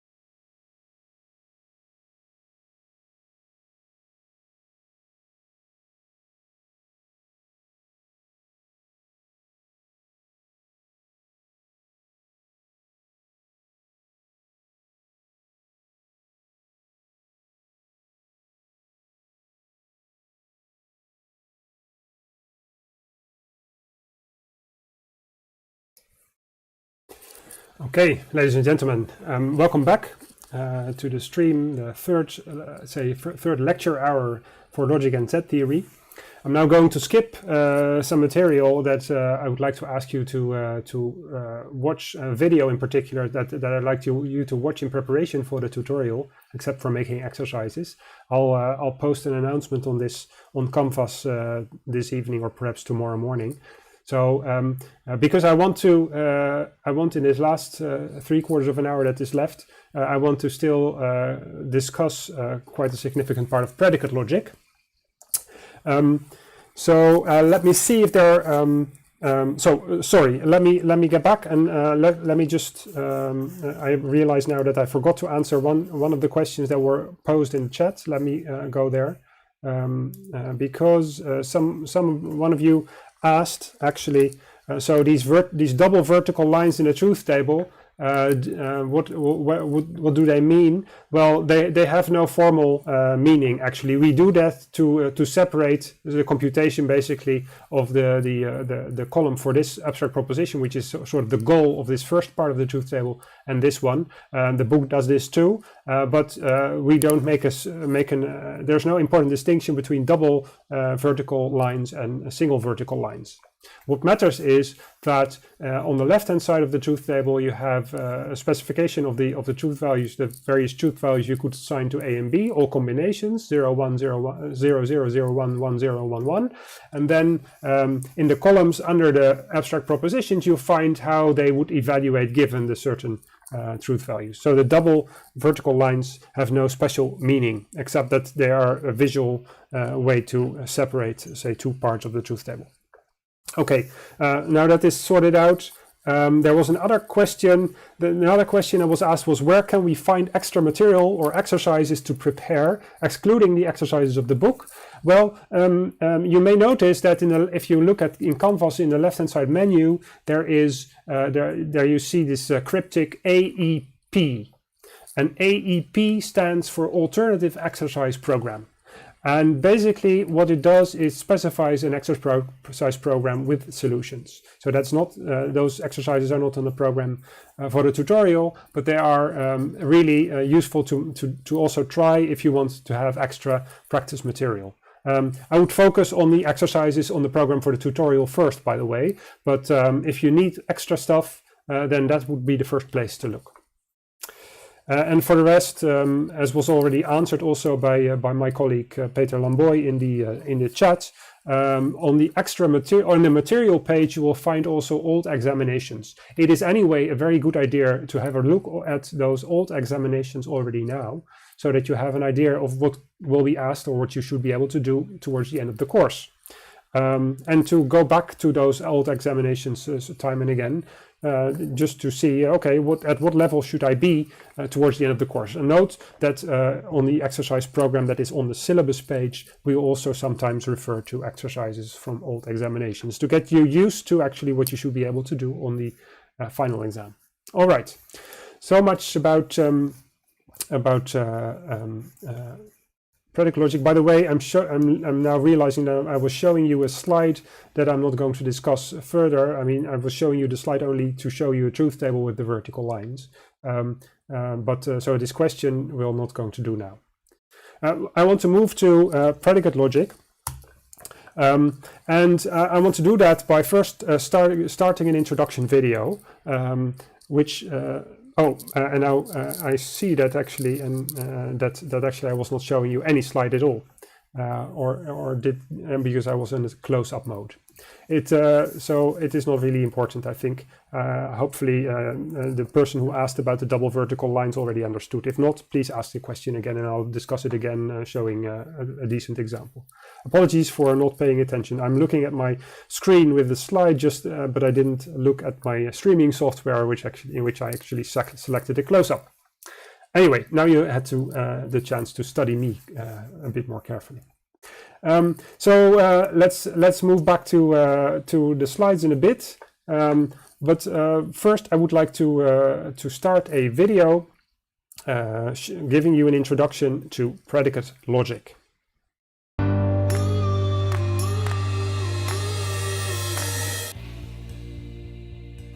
In this lecture, we will motivate the need for a more refined logic called predicate logic that will then be introduced in subsequent lectures.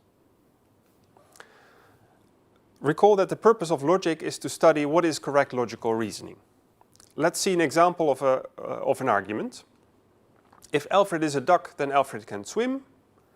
Alfred is a duck, so Alfred can swim. You can use propositional logic to analyze whether this argument is correct from a logical perspective. The idea is then to introduce proposition variables for the smallest propositions that occur in the argument, recognize that the first premise is an implication, the second premise is a simple proposition variable, and see that actually the proposition variable B is a logical consequence from the implication A implies B and the left-hand side of the implication A. So propositional logic confirms that the argument we give here is correct from a logical perspective. Now consider the following adaptation of the argument. Suppose that we start with the implication again, but then instead of the left-hand side of the implication, we put as a premise the right-hand side of the implication, the B. Then concluding from these two premises, if Alfred is a duck, then Alfred can swim, and Alfred can swim, that Alfred is a duck is logically invalid. And in fact, this is also confirmed by propositional logic. From the implication A implies B and the proposition B, we cannot conclude, we do not have as a logical consequence that A holds. So propositional logic confirms that this is an invalid logical reasoning. Now let's have a look at the following refined argument. Every animal with feathers is a bird. Alfred is an animal with feathers, so Alfred is a bird. Now also this reasoning seems to be correct from a logical perspective. But if we try to analyze it using propositional logic, we run into problems. Because, well, the smallest logical constituent in the first premise is the whole sentence. Every animal with feathers is a bird has to be represented by a single proposition variable in propositional logic. And Alfred is an animal with feathers would be another proposition. It doesn't have any smaller logical constituents. And Alfred is a bird would be a third proposition with a third proposition variable introduced for it. And clearly, A and B does not have as a logical consequence a C. So propositional logic would say that this argument is false. From A and B, we cannot conclude C. But still, our feeling is that this is a valid logical argument. So we need a more refined logic to talk about the structure of these sentences. Propositional logic is too coarse-grained to motivate the correctness of this reasoning. The culprit is that propositional logic does not allow us at all to consider or represent the internal constituents of a statement if it is itself not composed of statements. What is important for the reasoning here is that both premises are about individuals, in this case animals with feathers, that may or may not have certain properties. The first sentence expresses that all such individuals enjoy the property of being a bird. The second sentence expresses that Alfred is the name of a particular individual that is to be considered an animal with feathers. Let's have a closer look at the internal structure of the second sentence first. It refers to an individual by the name Alfred and states that this individual satisfies a certain property. It is an animal with feathers. Next, let us consider the first sentence of the argument. It involves another property of individuals, that of being a bird. And it involves a quantification over individuals, in this case, all animals with feathers. Now we have a more refined view on the structure of the sentences that make up the argument. We can abstract from the contents without throwing away the structure altogether. The argument then takes the following logical form. Representing being an animal with feathers by P and being a bird by Q, the first premise of the argument becomes every individual satisfying P also satisfies Q. Considering Alfred as a particular individual referred to by I, the premise of the argument becomes individual I satisfies P. And then the conclusion of the argument reads individual I satisfies Q. Now this is the kind of argument that can be justified in predicate logic, which we shall discuss in the next couple of lectures. Predicate logic extends propositional logic with the following ingredients. It introduces the notion of an individual. We shall not spend a lot of time discussing on how to specify individuals. Usually we shall just introduce names like Alfred in the example we have given before. Or, as it is common in mathematics, we use expressions to denote individuals. Predicate logic also introduces the concept of a predicate, which allows us to specify properties of individuals. And it introduces the concept of quantification. Predicate logic has two quantifiers, the universal quantifier to specify for all, and the existential quantifier to specify there exists. Quantifiers are introduced in the form of variable binding constructs, which makes them fairly involved from a technical perspective. So we shall spend a couple of lectures discussing quantification and explaining it carefully. We have now motivated the need for the more refined language of predicate logic. In the next couple of lectures, we shall discuss this logic in more detail.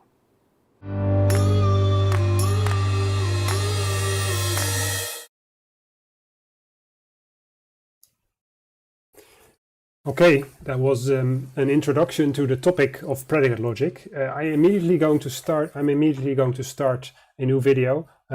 This one discussing predicates in more formally, and then after that video we'll have another quiz question.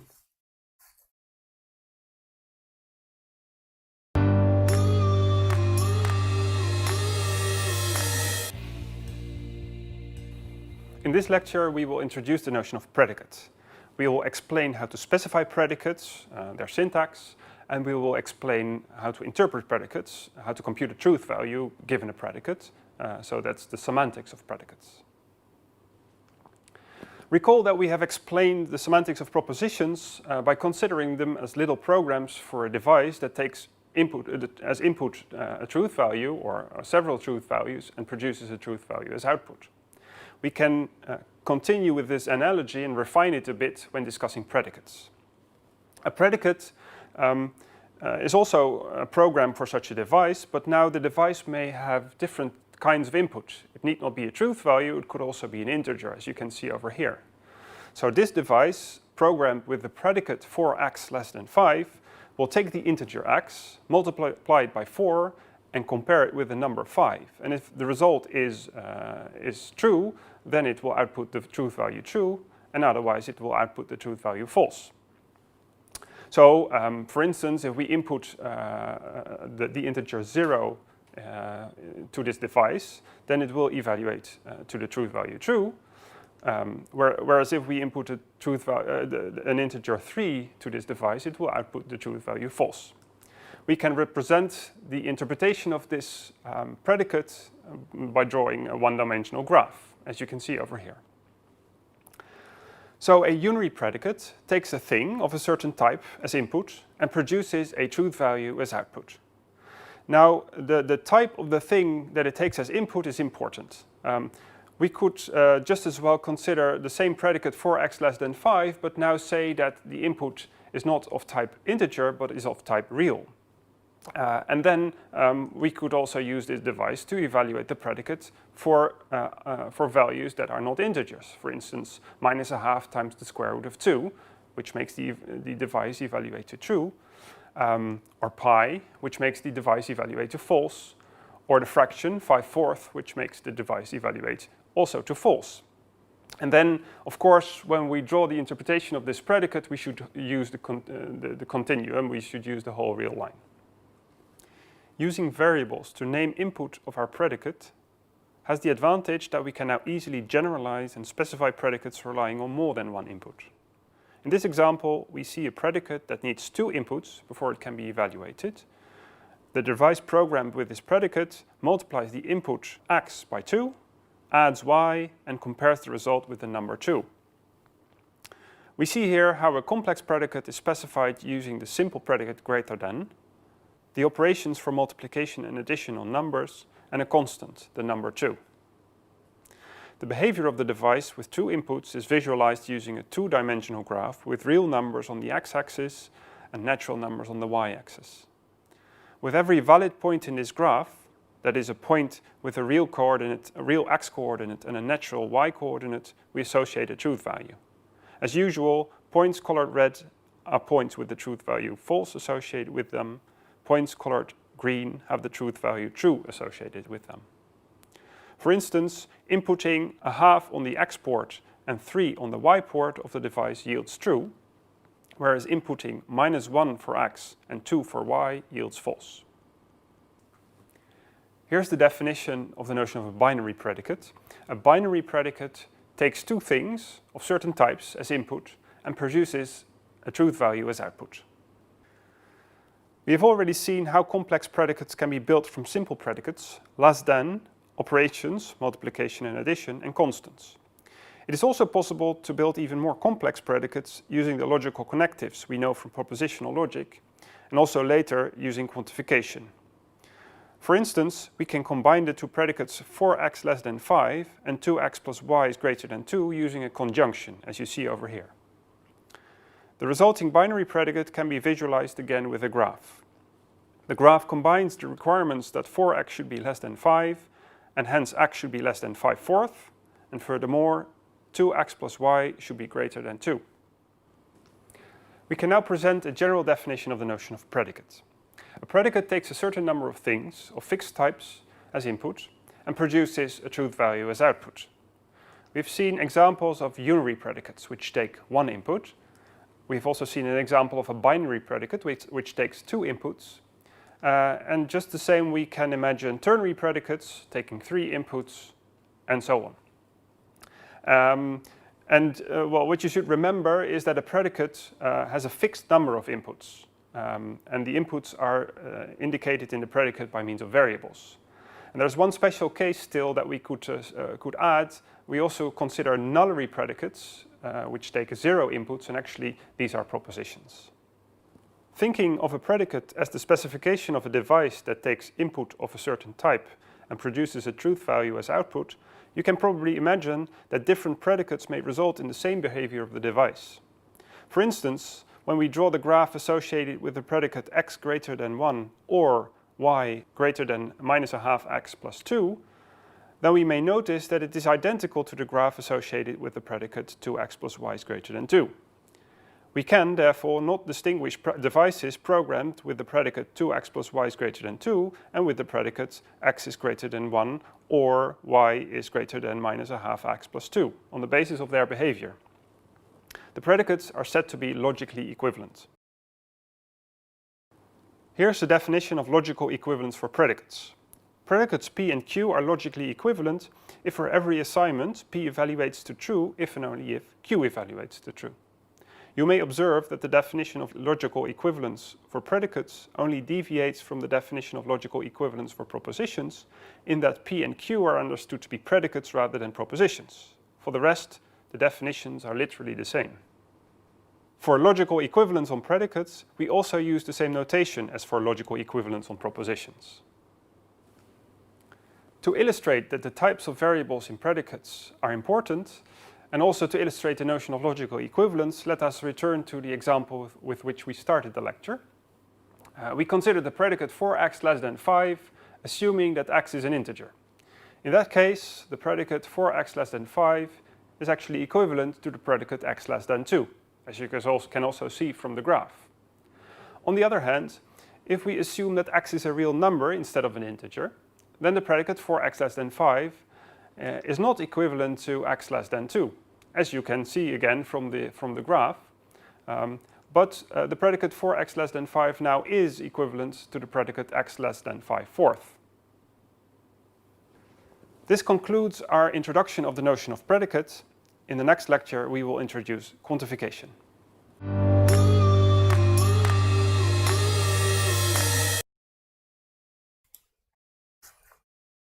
All right. So there were two videos actually introducing predicate logic and also discussing the notion formally of predicate.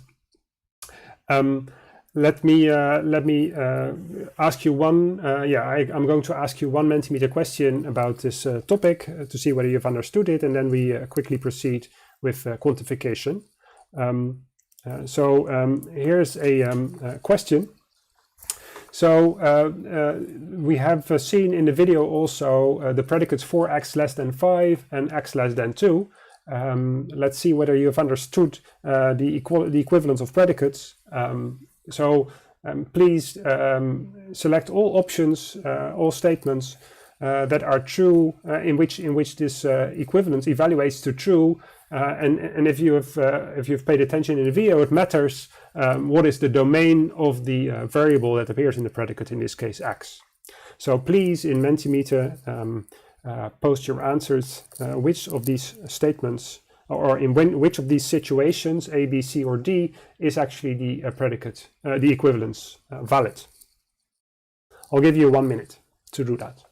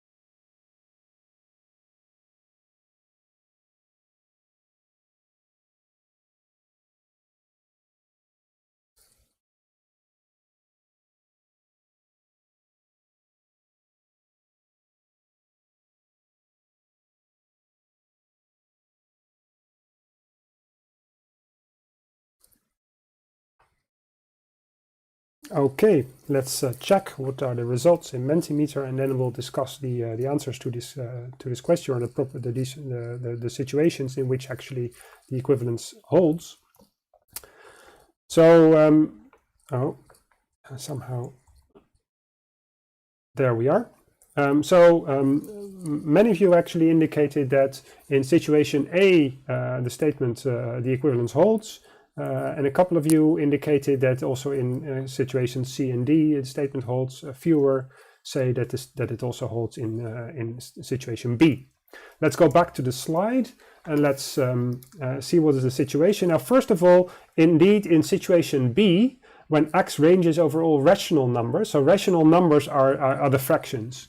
I hope you know from I mean, maybe you've already discussed this in calculus, but I'm sure also that in high school and even in elementary school, fractions, of course, play a role. Rational numbers are the fractions, and if you've paid attention in the video, actually, it was clear that the predicate, if you take fractions, and in particular, if you take for instance 5/4, then 4 times 5/4.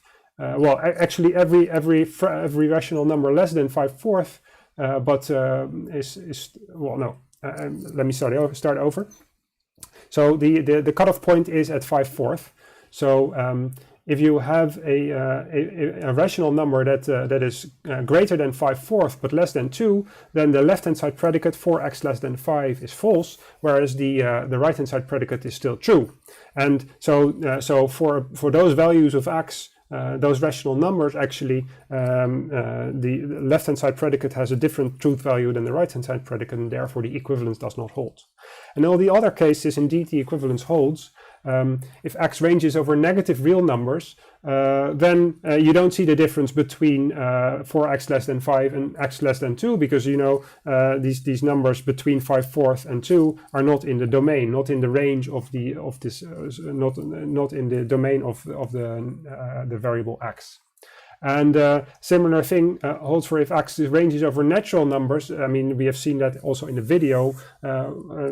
It's of course a special case of the integers. So the natural numbers are the non-negative integers. Also, and well, you may refer to the video and see that actually then if x ranges over natural numbers or actually integers, then the equivalence holds. And finally, if x ranges over real numbers greater than 2, then in this particular part of the interval between 5/4 and 2, in which the left-hand side predicate evaluates the true, but the right-hand side does not, that kind of disappears from the domain, and therefore also in the last case we have that this equivalence holds. Okay, I want to start a new video, and this one is about quantification. And right after that, I'll continue with another video, and then we have more quiz questions. So this video is about quantification of unary predicates.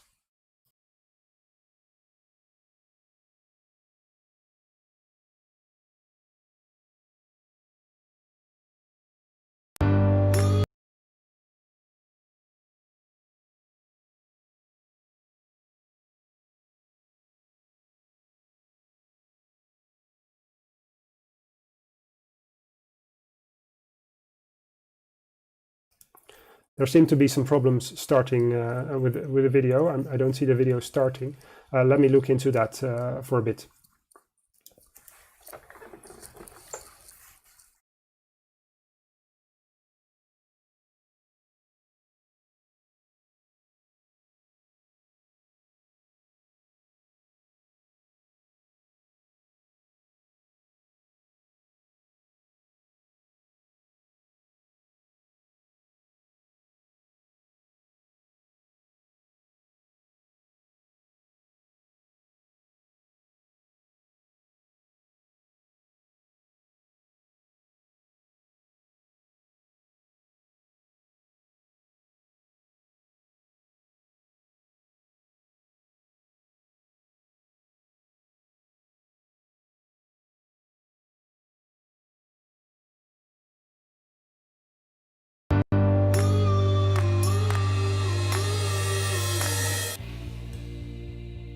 In the next couple of lectures, we will discuss quantification.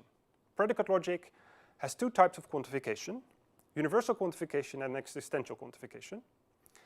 In this and the next lecture, we will focus on quantification of unary predicates. In later lectures, we will also consider quantification of predicates of higher arity. Consider the statement, for all natural numbers x, it holds that 4x is less or equal 5x. Although this statement is based on a unary predicate, by saying that the unary predicate should hold for all natural numbers, we're actually turning it into a proposition. The thing is that we can evaluate this statement without committing to a particular value for x. If 4x is less or equal 5x holds for all natural numbers x, then we say that the statement is true, whereas if 4x is less or equal 5x evaluates to false for some natural number, then we say that the proposition is false. We will introduce into our logic a universal quantifier, which is denoted by an upside down A. It is applied to two predicates, separated by a colon and enclosed in square brackets. The predicate before the colon restricts the domain of quantification, whereas the predicate after the colon is the actual predicate that is being quantified. Let us now introduce universal quantification more generally and discuss its interpretation. We introduce for every variable x a symbol that is written as an upside down A with x as a subscript. These symbols are called universal quantifiers, and we use them to express universal quantifications as follows. Let P and Q be predicates that may or may not refer to some variable x. For clarity of presentation, we add the x between parentheses. This has no formal status, but serves to remind you that the x could occur in the specification of the predicates. Then we express the predicate for all x satisfying P also Q holds with an application of the universal quantifier associated with x to the predicates P and Q. The predicate P, which intuitively specifies the domain of the quantification, appears before the colon. The predicate Q, which is thought to be quantified, appears after the colon. Formulas that have a universal quantifier as main symbol, as you see here, are generally called universal quantifications. Let's return to our example. For all natural numbers x, it holds that 4x is less or equal 5x. We shall try to give you some further intuition for the interpretation of universal quantification by extending the analogy introduced before, in which predicates are considered as little programs for devices producing truth values as output. According to the analogy, a unary predicate, such as 4x is less or equal 5x, may be thought of as a program for a device that produces a 1 on its output port if the predicate 4x is less or equal 5x evaluates to true for the natural number x we put on its input port, and to 0 otherwise. Now imagine that we attach the input port of this device to a so-called generator, which is thought to exhaustively generate all natural numbers, one by one. And imagine that we attach the output port of the device to a so-called universal verifier, which monitors the output port of the device. The idea is that this universal verifier produces a 1 when the evaluation of the predicate 4x is less or equal 5x yields 1 for every generated natural number, and a 0 if at some point it turns out that 4x is less or equal 5x evaluates to false on some natural number. The result is a device that does no longer have an input port. It is thought to evaluate the predicate 4x is less or equal 5x for all natural numbers x, as you see here. The device should produce a 1 on its output port if all of these evaluations result in true, and a 0 otherwise. And since the predicate 4x is less or equal 5x evaluates to true for all natural numbers x, this device produces a 1. Now we should issue a warning. Although I believe that the analogy gives you a good operational intuition for universal quantification, it is also a dangerous analogy. Clearly, it is not a realistic scenario to generate all natural numbers x one by one and successively evaluate the predicate 4x is less or equal 5x. Since there are infinitely many natural numbers to generate, this process will not be completed in a finite amount of time. From a logical perspective, however, the evaluation of the universal quantification is instantaneous. So to appreciate the analogy, you should completely ignore the timing aspect. The analogy serves to give you an intuition for the truth value assigned to the universal quantification, but should not be considered as a feasible recipe to actually find that truth value. Let's now consider the example of universal quantification again, but slightly change the predicate involved. We replace the less or equal predicate by the less than predicate. Then, running the device again, when the generator generates the natural number 0 for x, the predicate 4x is less than 5x evaluates to false. For all the other natural numbers x, the predicate 4x is less than 5x evaluates to true, but that is no longer important for the evaluation of the universal quantification. For all natural numbers x, it holds that 4x is less than 5x. By the mere fact that there is some natural number x for which 4x is not less than 5x, this universal quantification evaluates to false. The device produces a 0. Next, consider the statement, there exists a natural number x such that 4x is less than 5x. This statement is again based on a unary predicate, 4x is less than 5x, but by preceding it with the phrase, there exists a natural number x, we are actually expressing that we do not intend to evaluate this unary predicate for some particular value of x, but rather we wish to know whether there exists some natural number x such that the unary predicate evaluates to true. If such a natural number x exists, then we assign the truth value true to this statement. If there does not exist such a natural number x, then we assign the truth value false to this statement. And thereby, the statement is a proposition. We can assign a truth value to this statement without committing to a particular value for x. We introduce existential quantification into our logic by means of existential quantifiers. These are represented by mirrored e's in our notation. Existential quantifiers are applied to two predicates, separated by a colon and enclosed in square brackets. The predicate before the colon restricts the domain of quantification, whereas the predicate after the colon is the predicate that is actually quantified. Let's now introduce existential quantification more generally into our logic and also discuss its interpretation. For every variable x, we introduce a new symbol that is written as a mirrored e with x as a subscript.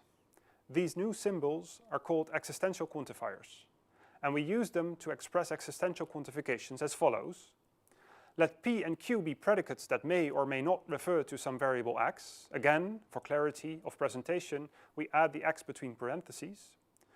Then we express the predicate there exists x satisfying p that also satisfies q with an application of the existential quantifier associated with x to the predicates p and q. The predicate p, which intuitively specifies the domain of the quantification, appears before the colon. The predicate q, which is thought to be quantified, appears after the colon. Formulas that have an existential quantifier as main symbol, as you see here, are generally called existential quantifications. Let's consider the interpretation of our example. There exists a natural number x such that 4x is less than 5x. We again attach the input port of the device corresponding to the predicate 4x less than 5x to a generator, which is thought to exhaustively generate all natural numbers. And then we attach the output port of the device to a so-called existential verifier. It is similar to a universal verifier in the sense that it monitors the output port of the device, but it is different in the sense that it produces a 1 if the generator at some point generates an x for which 4x is less than 5x, and a 0 if the generator never produces such an x. So, the resulting device can be thought to evaluate the predicate 4x less than 5x for all natural numbers x, and produce a 1 on its output port if at least one of these evaluations results in true. It produces a 0 otherwise. Although 4x less than 5x evaluates to false if x is equal to 0, there are other natural numbers x for which 4x less than 5x does evaluate to true. So the device associated with there exists a natural number x such that 4x is less than 5x produces a 1. Let's consider one more example with existential quantification. We replace the less than predicate by the greater than predicate. Then, running the device again, since for every natural number x, the predicate 4x greater than 5x evaluates to false, the existential verifier will never see a 1. Therefore, the device thus associated to there exists a natural number x for which 4x is greater than 5x will produce a 0. We have introduced two new constructions in our logical language: universal quantification and existential quantification, and we have explained their meaning. The notion of quantification that we have introduced uses a predicate to restrict the domain of quantification. In the next lecture, we shall study the domain of quantification more closely.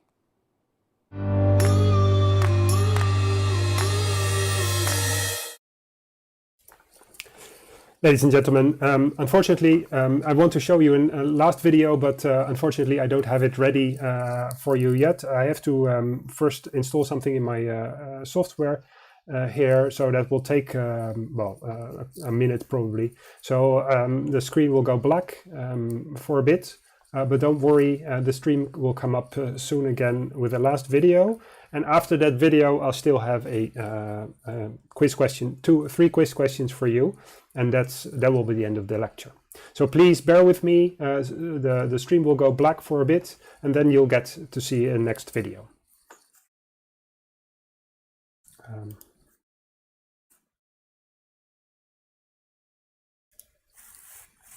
Or actually, maybe you see me do this. That's also a possibility, which is of course also fine.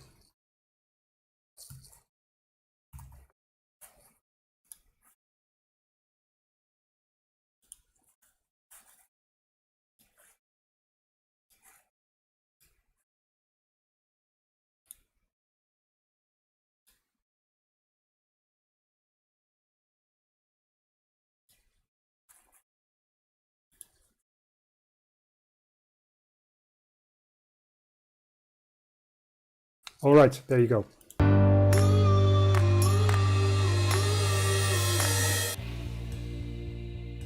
In this lecture, we will have a closer look at the role of the domain in a quantification, and we will formulate some properties of quantification related to the domain. Recall that the domain of a quantification is specified using an arbitrary predicate, here p, that involves the variable of the quantifier.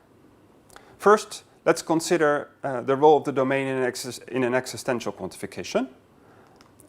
Let's have a look at the formula. There exists a real number x such that x squared is equal to 1. To get a better understanding of this formula, it is convenient to draw the graph of y is equal to x squared. As you can see from the graph, x squared is equal to 1 if x is equal to -1 or x is equal to 1. Now let's have a closer look at the role of the domain of quantification. Specifying the domain with the predicate x is an element of the real numbers means that the existential quantification is true if there exists a real number x such that x squared is equal to 1. As you can see, there are two suitable candidates, x is equal to 1 and x is equal to -1. Therefore, the existential quantification evaluates to true.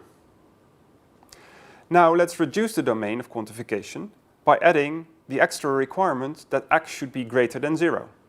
The effect is that we lose one of our candidates to satisfy the predicate x squared is equal to 1.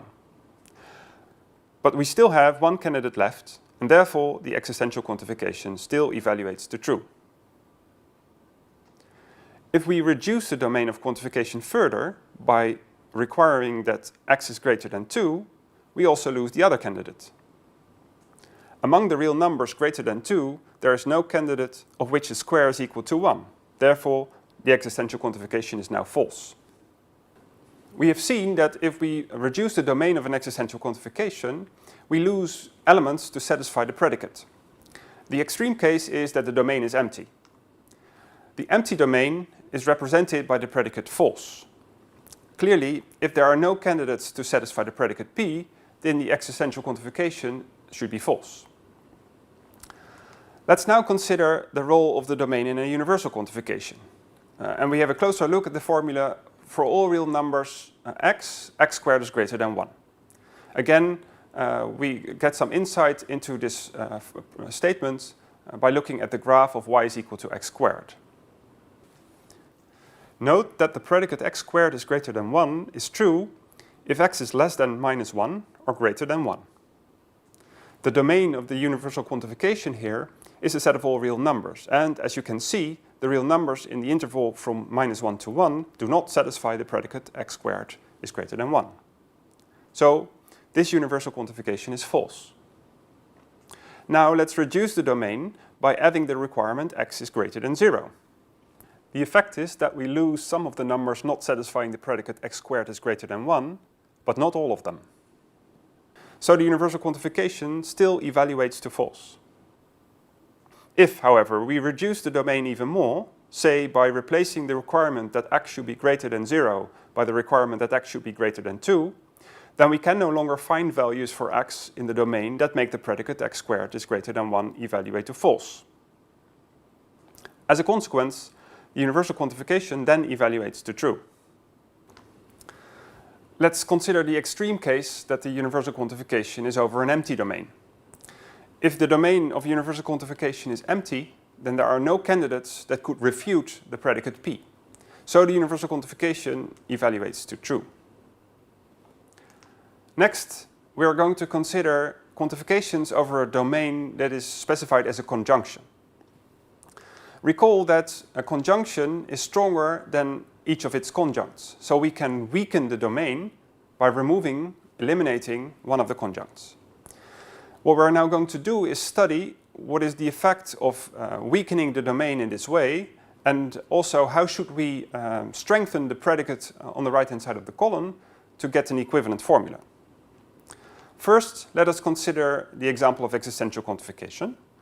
We consider the formula there exists a real number x greater than 0 such that x squared is equal to 1, and are going to consider what happens if we eliminate the conjunct x greater than 0 from the domain specification. Recall that if we are looking for a candidate satisfying the predicate x squared is equal to 1 in a domain consisting of the positive real numbers, then we find just one. We might just as well put the requirement that the real number to be found should be positive in the predicate rather than in the domain specification, as you see in this formula. The net effect is that the other candidate, x is equal to -1, is excluded by the predicate rather than by the domain, so that we can subsequently and safely enlarge the domain. Indeed, the two formulas are logically equivalent. In general, we can weaken the domain of an existential quantification by moving one of the conjuncts to the predicate side of the column. Let's now consider weakening the domain of a universal quantification.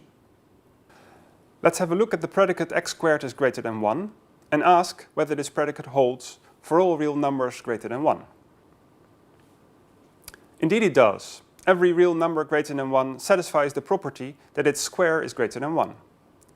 Now observe that this universal quantification would not be true if we would just enlarge the domain of quantification, simply by omitting the conjunct x is greater than 1. The formula expresses that for values of x greater than 1, it holds that x squared is greater than 1, but about values of x that are not greater than 1, we do not say anything. So, if we want to enlarge the domain, we should incorporate in the predicate the extra condition that x is greater than 1, using an implication. Note that the predicate x greater than 1 implies x squared is greater than 1 is vacuously true if the value of x is not greater than 1, since then the left-hand side of the implication is false. The resulting implication therefore is true for every real number x, and hence also the universal quantification is true, and equivalent to the universal quantification with reduced domain. In general, when the domain specification of a universal quantification takes the shape of a conjunction, then we can move one of the conjuncts to the predicate side of the column, and there it takes the form of a condition. One more word about notation. If the domain of a quantification is true, then we often omit it. So we simply write all x satisfy p, or there exists an x that satisfies p. This concludes our discussion of the domain of quantification. In the next lecture, we will discuss quantification over predicates of higher arity.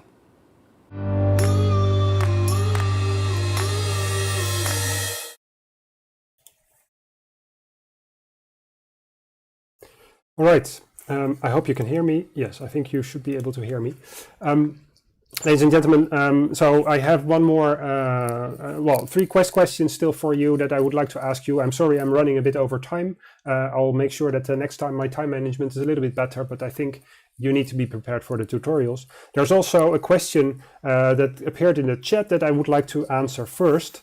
Let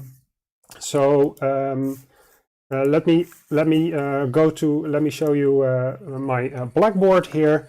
So the question was, what about 0? Is 0 a natural number or not? And that is actually an excellent question, because this is sort of a design decision in some mathematics courses, and probably also in the calculus course that you're currently following. It is assumed that 0 is not considered a natural number. In this course, it is, and this is a choice that you can make in mathematics to declare that 0 is a natural number or is not a natural number. In this course, 0 is considered to be a natural number, and it's an important question, and it's good that you asked it. Let me now go back to my slides and ask you a couple of questions still about the domain of quantification, and then we'll have I have a couple of closing words for you, and then I'll close the stream. So first, three questions about domain of quantification. Here's the first. So what about these three statements here? These three propositions actually. Are they true or false? And in Mentimeter, you can now enter you can indicate for each of these statements, for each of these propositions, whether they are true or false. Please go ahead. I give you a minute to answer the question. Let's make it half a minute, not to take too much of your time. After half a minute, I'm going to have a look at the answers in Mentimeter.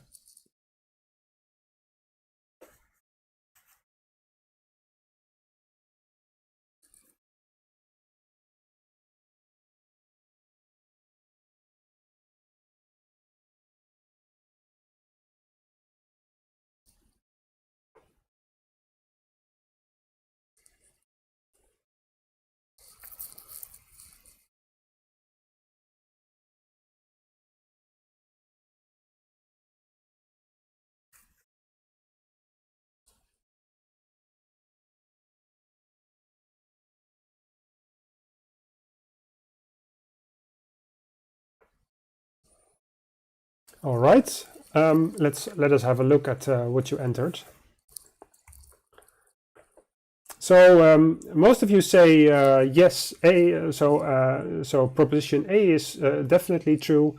Well, still also quite the vast majority says that proposition B is true, and only a few of you say that proposition C is true. Let's have a look.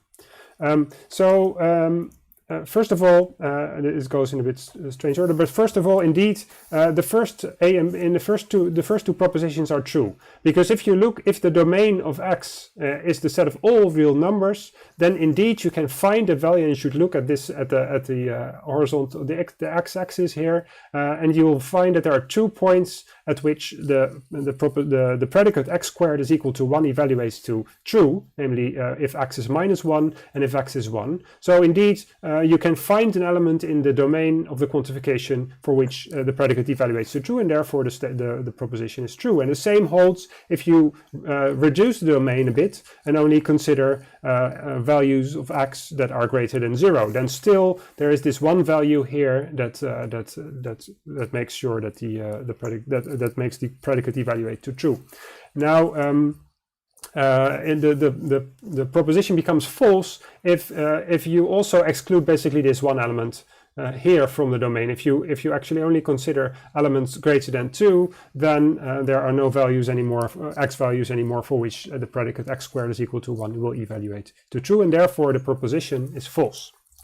All right, let me skip to the next question. Let's consider now the following. Oh, this is too fast actually. Oh, I thought I had another question. This is okay. This is then we skip one question and we immediately move here. That will be the final question that we discussed today. What about the statement? And this is a sort of fun question, you could say, or at least a not very serious question. Which truth value should be assigned to the statement "all witches are made of wood"? Give you half a minute to think about it, and then please post your answer in Mentimeter, and then we'll see what you think about this statement, and try to think about it as a logician.